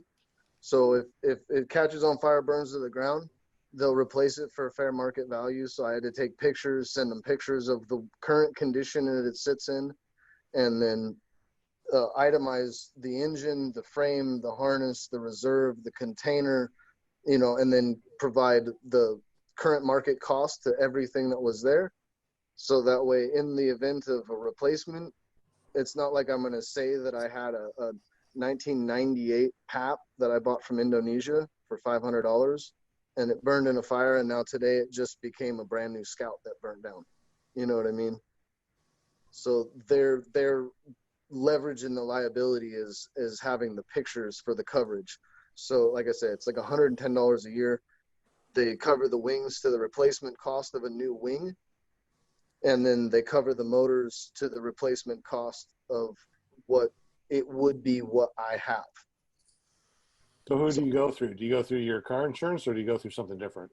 I use a State Farm broker that's here in my little town. I like to be old fashioned and go in and sit down at desks and see people face to face. I don't like being as impersonal as just another guy on the cell phone. So I see my local broker agent and to give him my business for that stuff.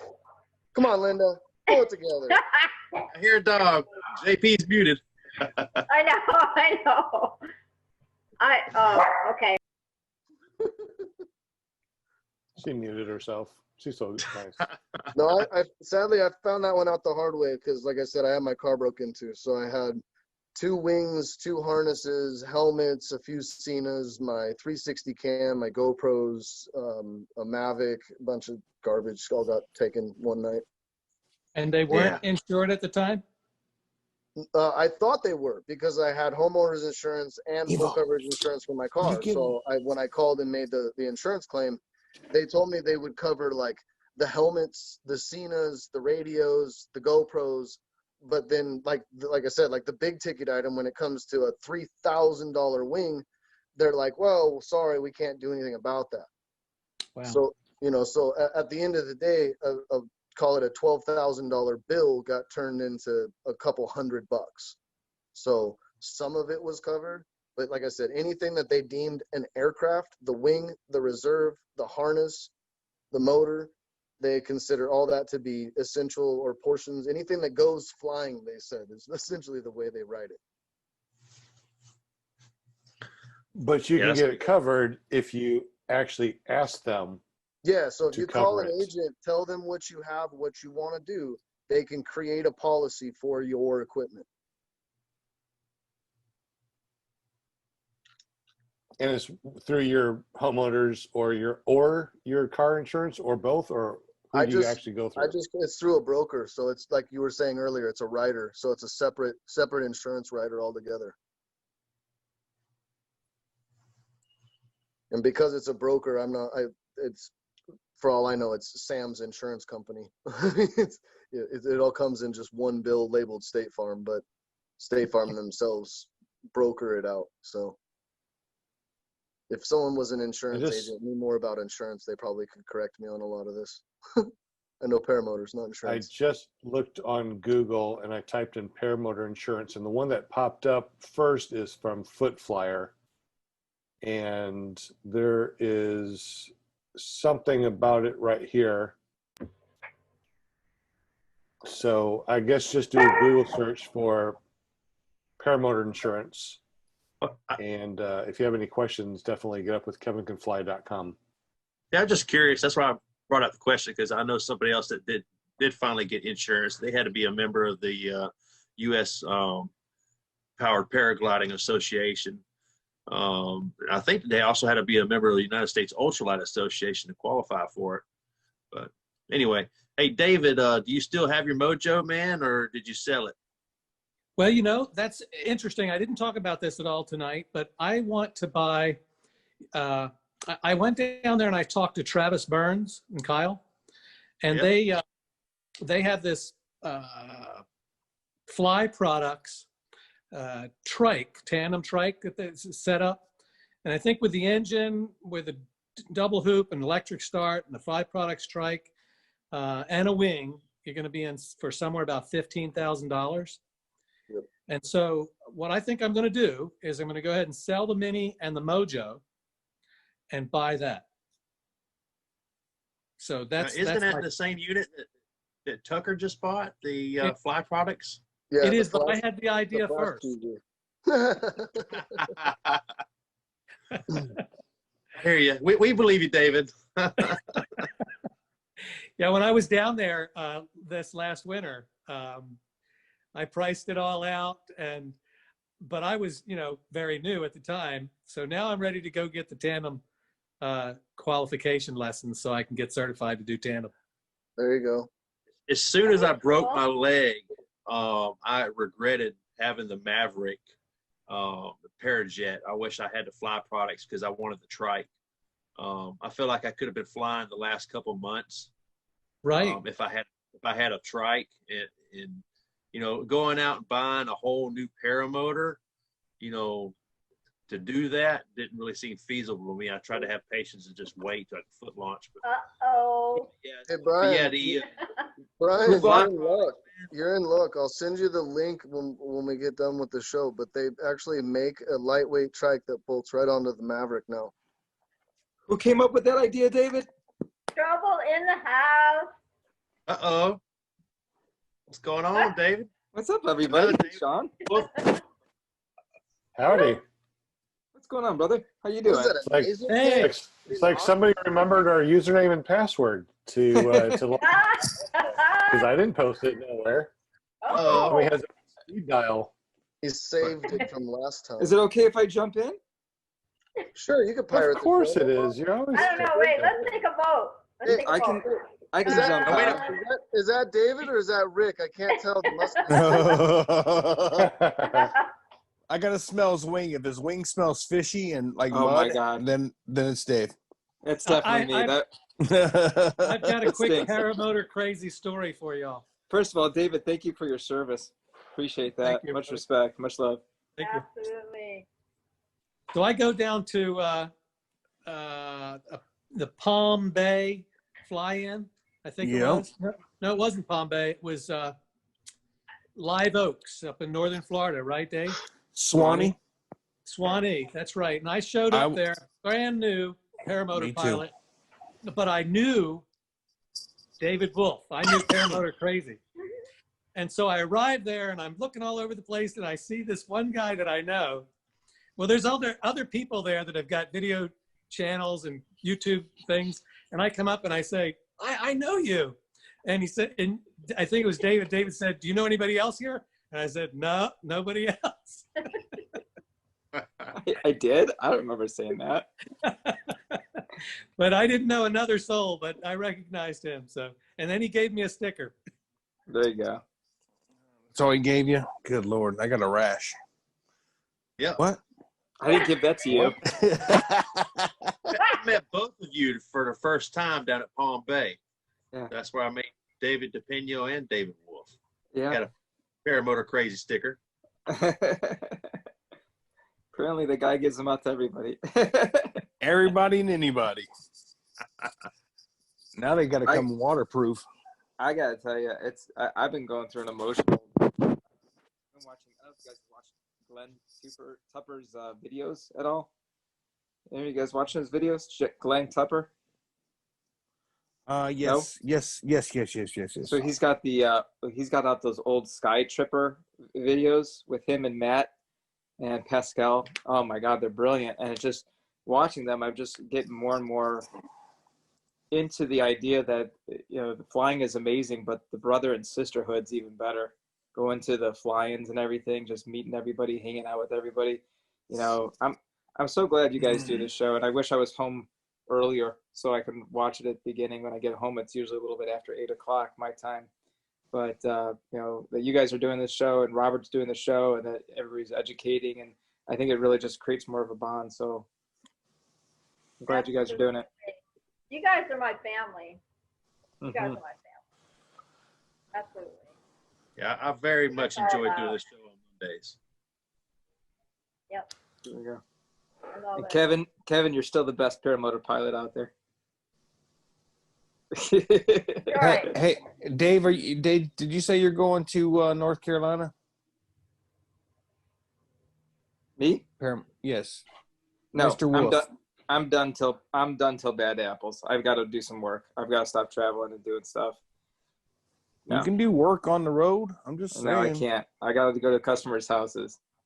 No, I'm done. When from is here Bad on out. Apples? He just Bad bought Apples is going to be last some. cruising trike. He has to pay that baby off. That's true. When Bad Apples is, will be Bad Apples will be sometime in May. I actually put down on my calendar today because I am definitely going to go to Oshkosh, and I want to do EFD. Those are the three for sure I want to do next year.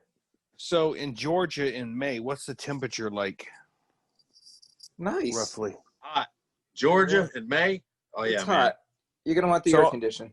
So I'm dragging my camper is what you're saying up there. Yeah, Not the that's tent. that's not such. Oh, no. You definitely don't want the tent. Okay. So, I'll take the fuel costs and drag my camper up there, no problem. Yeah.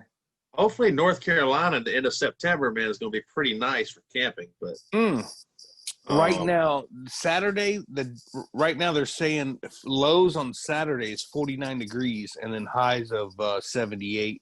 But then it goes to Yeah, it goes to lows of 56 or 55 and then highs of 80, just like it was in Ohio.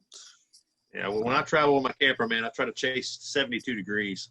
High of 72 is perfect. Don't have to run an air conditioner. Don't need a heater at night. You don't need a heater at night at 49. I got a question for all of you guys, and I'd like to ask this, if that's okay, Sean. Absolutely. I got a question because I want you to answer this too. Brian, get back in here.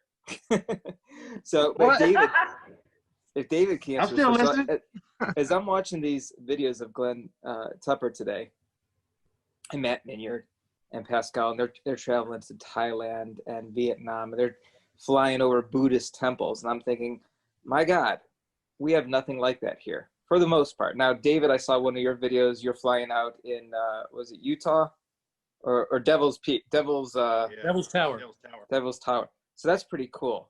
But if you could think of, you know, one or two, and actually you just mentioned Travis, and actually I just sent Travis a message about an hour ago saying, you know, because he, you know, on years when there's no COVID, you know, that's what One Up Adventures does is they travel. They go to Italy. They go to, you know, down in Central America.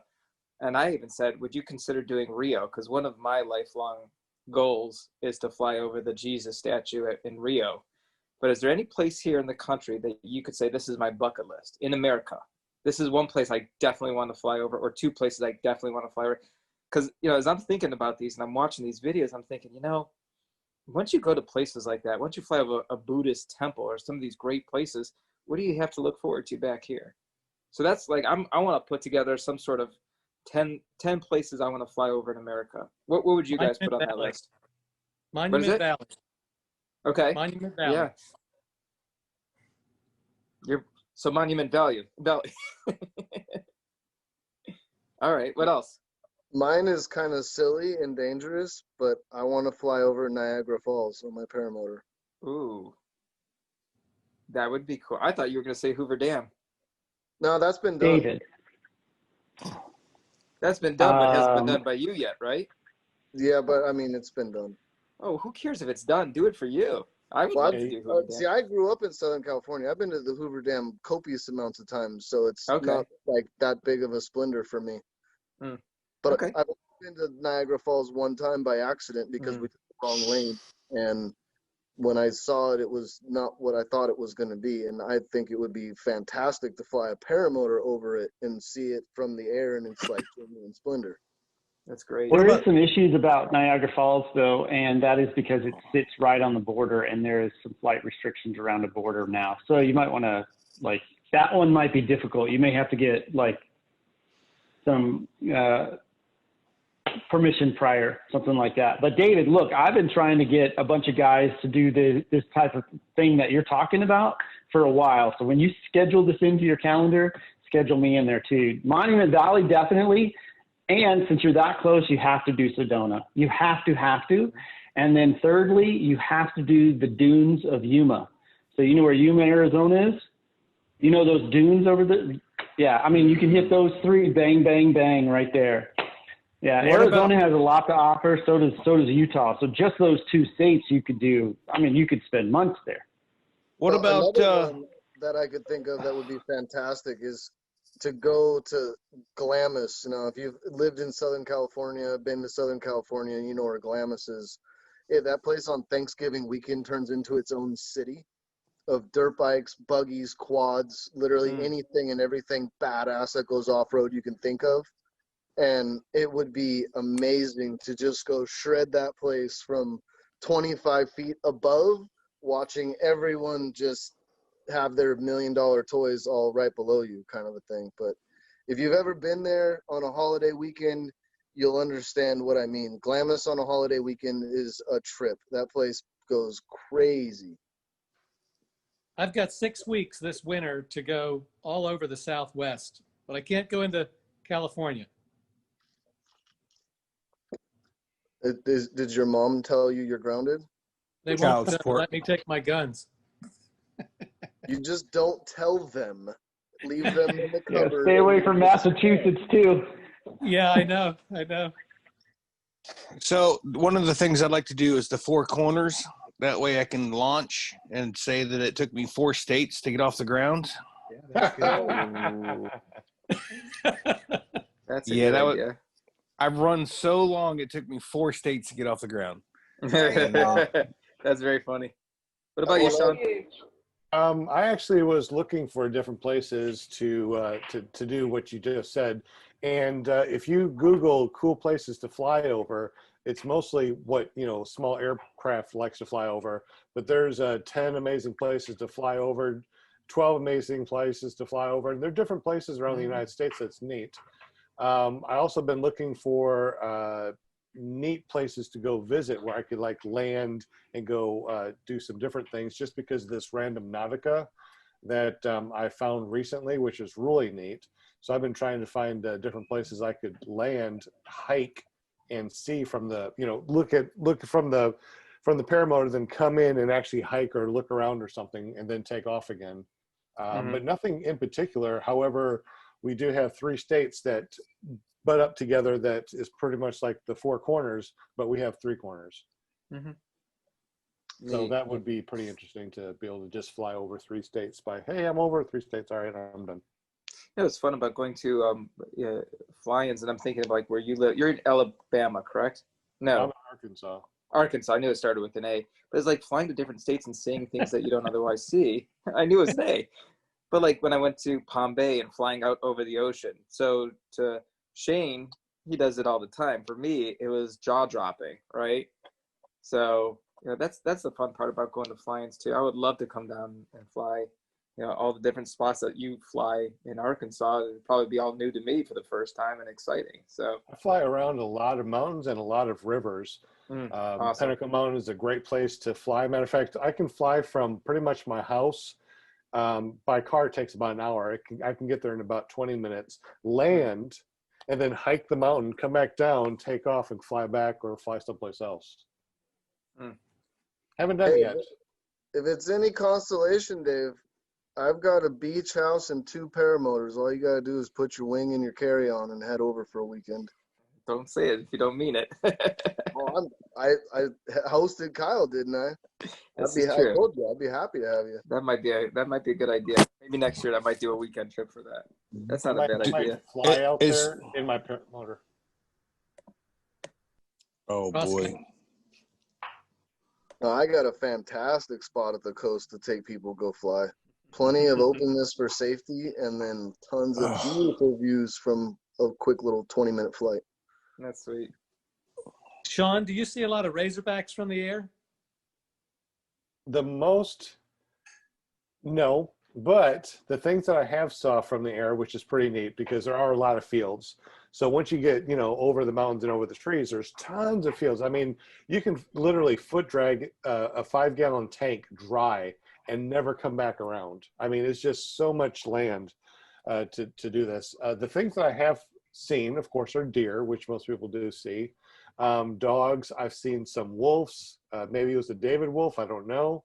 But I'm usually not on the ground. But the coolest thing I think I ever saw was a couple of foxes, more than one fox, were running around. I thought that was pretty cool. I saw a coyote eating a baby calf. Oh my! Whoa! So he's eating veal. It's on one of my episodes.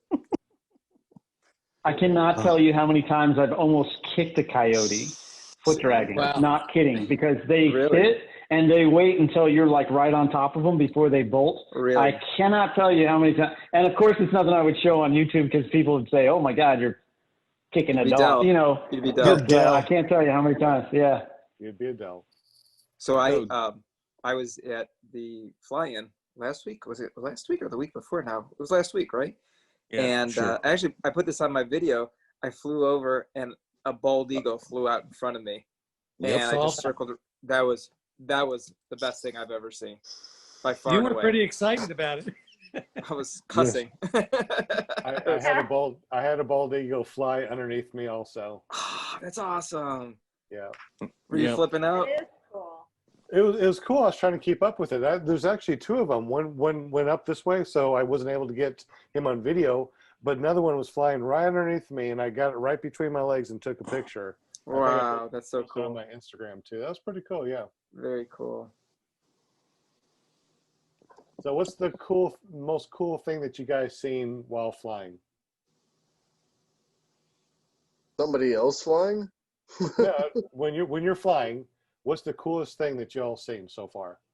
I mean, anything, a place, an obstacle. I think to me, the most coolest thing I've ever seen was flying through some mist and seeing my halo around it as I was going through. Yeah, I'm doing editing video from the fly-in of last weekend or the weekend before, whatever it was. Mm-hmm. And yeah, you can totally just see a gigantic, like, it is a huge halo right around, and the shadow, you can see the paramotor wing and everything right inside of it. What other cool things has anybody seen? Awesome. Well, I don't know if it's the coolest thing I've ever seen, but not too long ago we were out flying, and we had 3 guys with flex wing trikes. And if you don't know what a flex wing trike is, it's basically a hang glider with a little motorized cart that hangs underneath it, and you sit and fly a hang glider. And there was 3 of them that came over a field, and because I fly with an aviation radio, we were all in the same air band, and so we joined up, and all of us sat there over this field just doing a bunch of acro. And it was amazing. It was amazing to watch what these guys with these flex wing trikes could get them to do. I mean, if you think wing overs on a paramotor looks cool, you should see when these guys go almost full inverted on a flex wing trike. You're just like, wow. Wow, that's something. And we're talking guys that are like few years beyond retirement. I mean, these aren't young guys, and they're just smashing.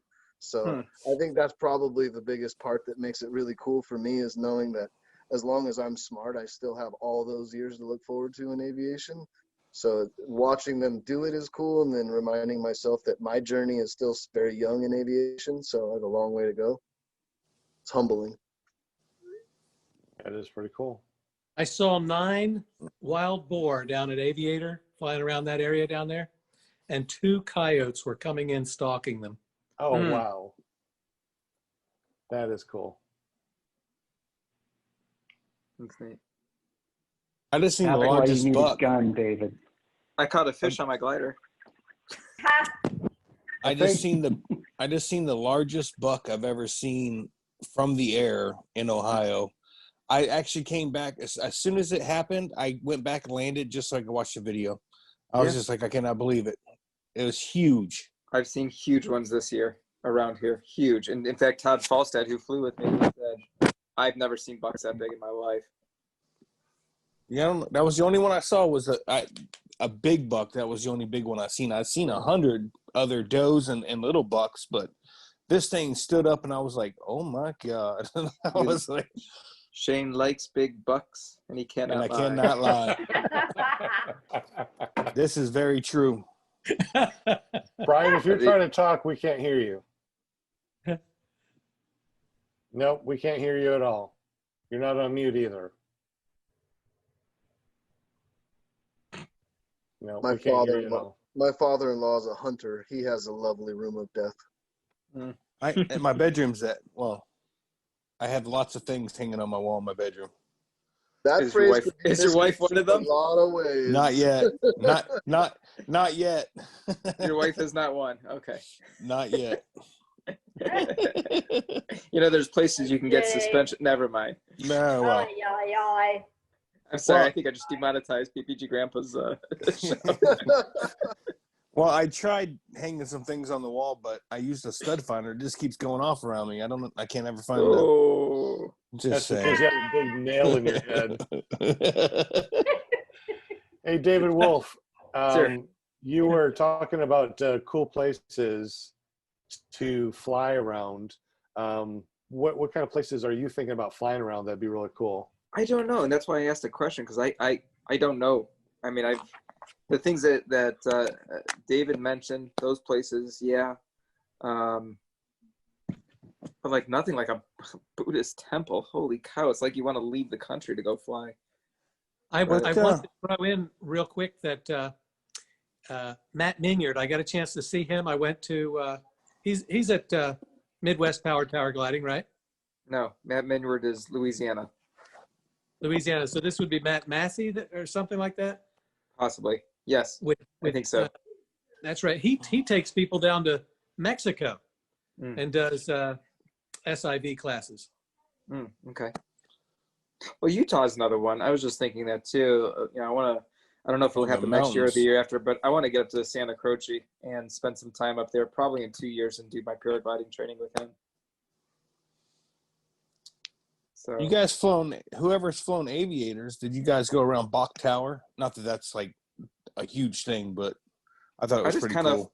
I just kind of floated over by the weed factory and just hung out there for a while. Try to I stay visited high. Bach Tower, but I didn't fly saw over it. there. Yeah. I'm looking on Google to see. I just typed in things to see from your paramotor, and just absolutely nothing pops up. Yeah. We'll have to create a list. This might be So- something to definitely do. Yeah. I know this is like super non-specific, but I want to go fly like a someplace that's like very southern Florida, like the Keys Yeah. or Hawaii, Fiji, Bali, someplace that's just epic tropicalness. Like not because of its commercialization, but just because of its epic tropicalness, the beautiful water, the reef, the animals, just all of it. That's There's great. there's a guy that flies. He has a YouTube channel. Let me see here. He flies out of the Keys all the time. He lives down there. And Talking about Jaquez? no, hold on here. But he shows some of the biggest damn sharks. Flies right over, and I'm like, okay, dude, you're not high enough to get out of trouble if things go wrong. And you're showing me gigantic sharks. But he flies out of a baseball field. You know who'd be a great person to ask, and I don't know if he's still in the chatter, but I know he was watching before, was Harley Milne, 50X Challenge. I mean, the man's been to all 50 states. He'd be a good person to ask what he's seen and some of his favorite places. What is the best? Yeah, what is his favorite place to have flown? Because he's had to get up to at least 500 feet on each flight, correct? Correct. Scott Hall. He was a pro wrestler back in the day. No, if you look him up, Scott Hall, he's got the Keys, power, paragliding, nitro motor. I mean, he flies all kind. Like, it's just beautiful. He has a massive, great hammerhead shark video. So less than 4 minutes long. And damn shark's huge. I'm like, you're not high enough if things go wrong, just so you know. So down in Florida, I think Rick had talked about this. They do a lighthouse tour on paramotors down on the west coast of Florida. A lighthouse tour. Wow. They'll fly to like several different lighthouses. Yeah, that'd be kind of do something like that up in Maine would be amazing. Yeah, it would. I got to check with Jason, and he lives over on the west coast, and see if he's heard of that. Yeah. That sounds like something that would be awesome. That'd be fun. I searched for cool things to see from Google Earth. That might be something to check out because there are a lot of weird things that you can see from Google Earth. I don't know if we can find something close to us, from to where we go. But that might be neat. Yeah. I'm going to let you go. I appreciate you having me on today. Awesome. Well, thank you so much for being here, and Appreciate you too. And definitely come over here anytime that you want to. Every week, whoever wants to jump on that has been on our podcast as a guest can definitely come on every week. Even this crazy David Wolf guy, if he wants to. I was going to say, am I allowed to come back? You're more than welcome. It's good to see you. Jump on. on. Doors always open. Absolutely. Hold on, Dave. You have to be a guest on our show first to have the opportunity to come back anytime you want. That is true. David Wolf, do you want to be on next week? I know, Kevin. The only problem is I can't commit to being on at 8 o'clock. That's my only challenge. If I can get home and get on, but you may have to start without me because usually I'm getting home after 8 o'clock for my evening appointments. The only night I don't work and I take off work on the evenings is Wednesday night for other reasons, as you know. So, but other than that, Monday through Thursday nights I work. You'll have to start without me. That's what she said. Before I go, I want to amend my testimony. Okay. I did fly in West Virginia, and I had forgotten that. Okay. Have a great night, guys. David, it's Night. good seeing you again. Thank you so much. Yeah, And don't Dave. forget to post that cool video that we want to see. It'll be on there tonight, later tonight. All right. Be God looking bless. for you. Bye-bye. Bye. Bye, Dave. Yeah, Sean, I mean, we can talk about that, but I'd love to, as long as, I might be a little bit late to the party. What is a little bit late? Like 5 minutes or half an hour, an Yeah, hour? What is it? really. It, What, like, honestly, what? it wouldn't be an hour. It depends on the customer, usually.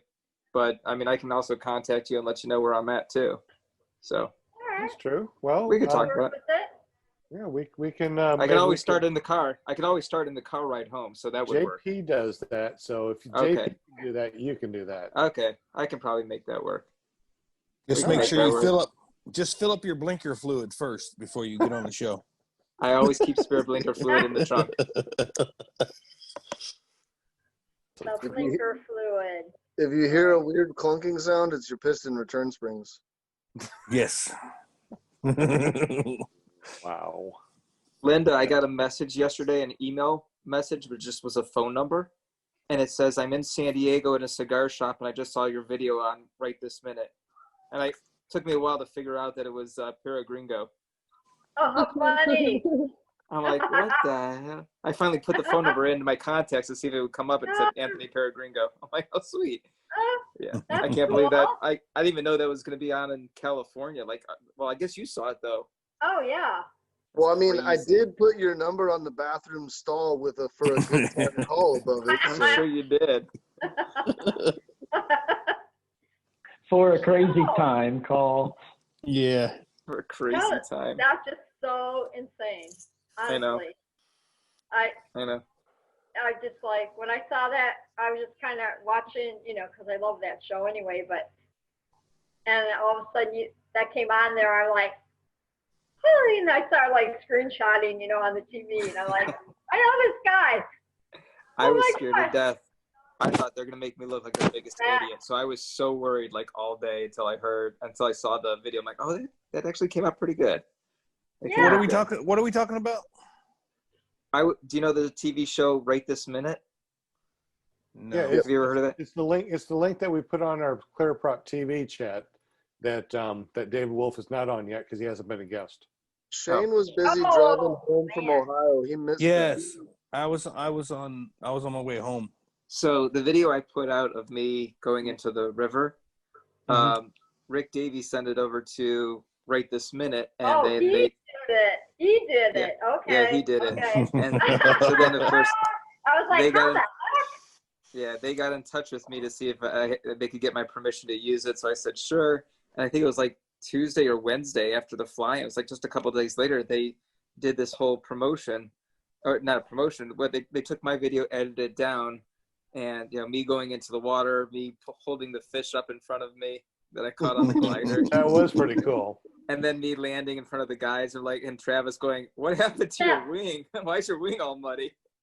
And the fish. The fish. Yeah. And then me saying, those clouds are so muddy up there. I don't know what's but they were very empathetic too. And they just, That's I can't cool. believe they showed all three. You talk about taking no more than 3 attempts on taking off. It took every last one of them to get that wet glider Hey, out. David. Hey, David, I saw that video, and your wing looked not only wet, it looked sandy and muddy as well. Oh yeah. How long did it take to clean that wing? It's still in I was process. just saying, not long. It's 30.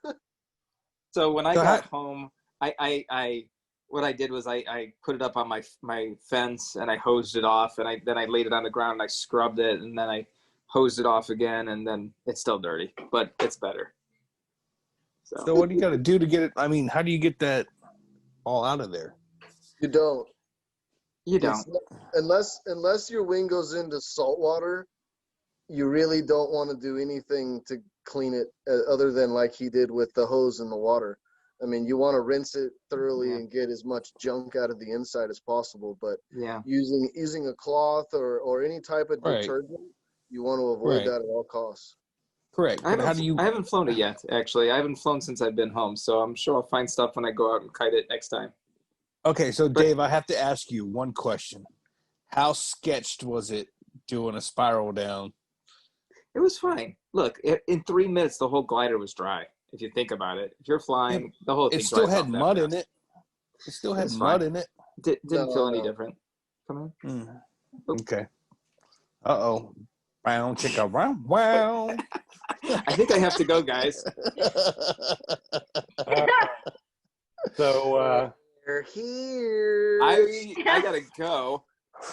Yeah, I gotta go. I'll Get see you guys next invaded. Monday. so we'll see you next Monday, David Wolf. I'll be honored to be a guest. I'll talk to you then. All right, later. Bye. All right. JP, I sent you that package today, by the way. I don't know if you saw my note. So it's in the mail. You'll get it the next couple days. All right. Bye, guys. See you Wednesday. All right. Hey, buddy. Monday, actually. Oh, Wednesday Well, for him. I got a show on Wednesday. I hope you join. That's right. Yeah. Gotcha. We'll see you Wednesday.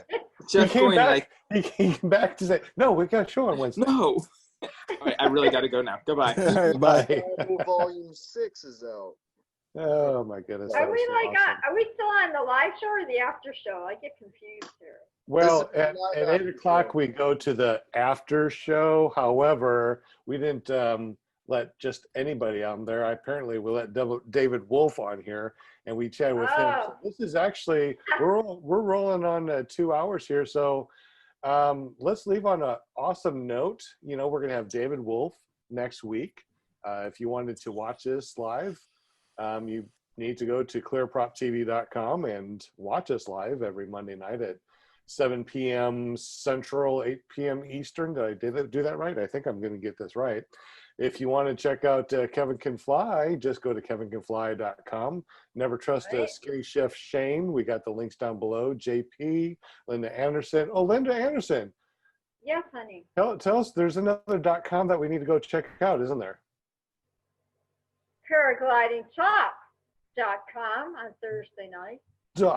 .com, of course. So make sure that .com. we go and check that out. Thank you, Linda. Yeah, Appreciate that. he has a video out when he flew a few days ago, over the weekend. at Yep, Blossom. off of Blossom, yep. Did you guys catch it? It's fun. It's a really fun video. It's really cute. Yeah, he just like. I want to know when he's taking his mama up. That's what I want to know. I know. I'm That working will on be it. interesting. That will be I interesting. know. He won't take me up, but somebody who's, tandem trained, whatever. I'm getting my instructor's rating. I'm going to get my tandem and all that stuff too. Hopefully, I'll have my paramotor school open next summer.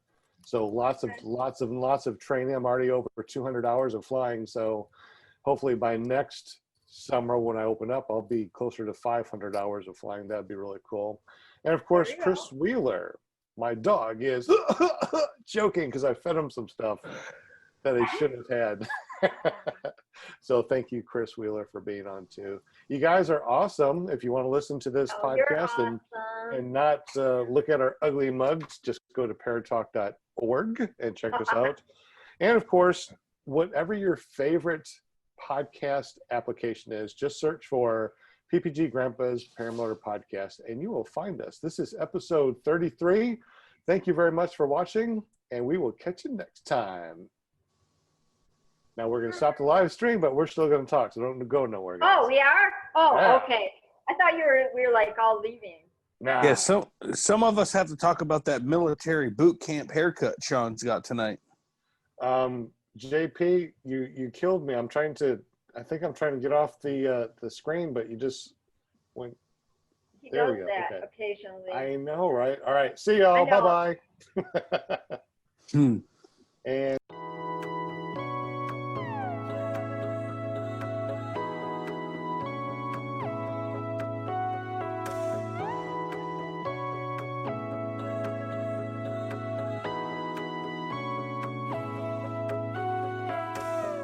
Got my head over water for the first time in years. Got my feet across the border from a land of tears.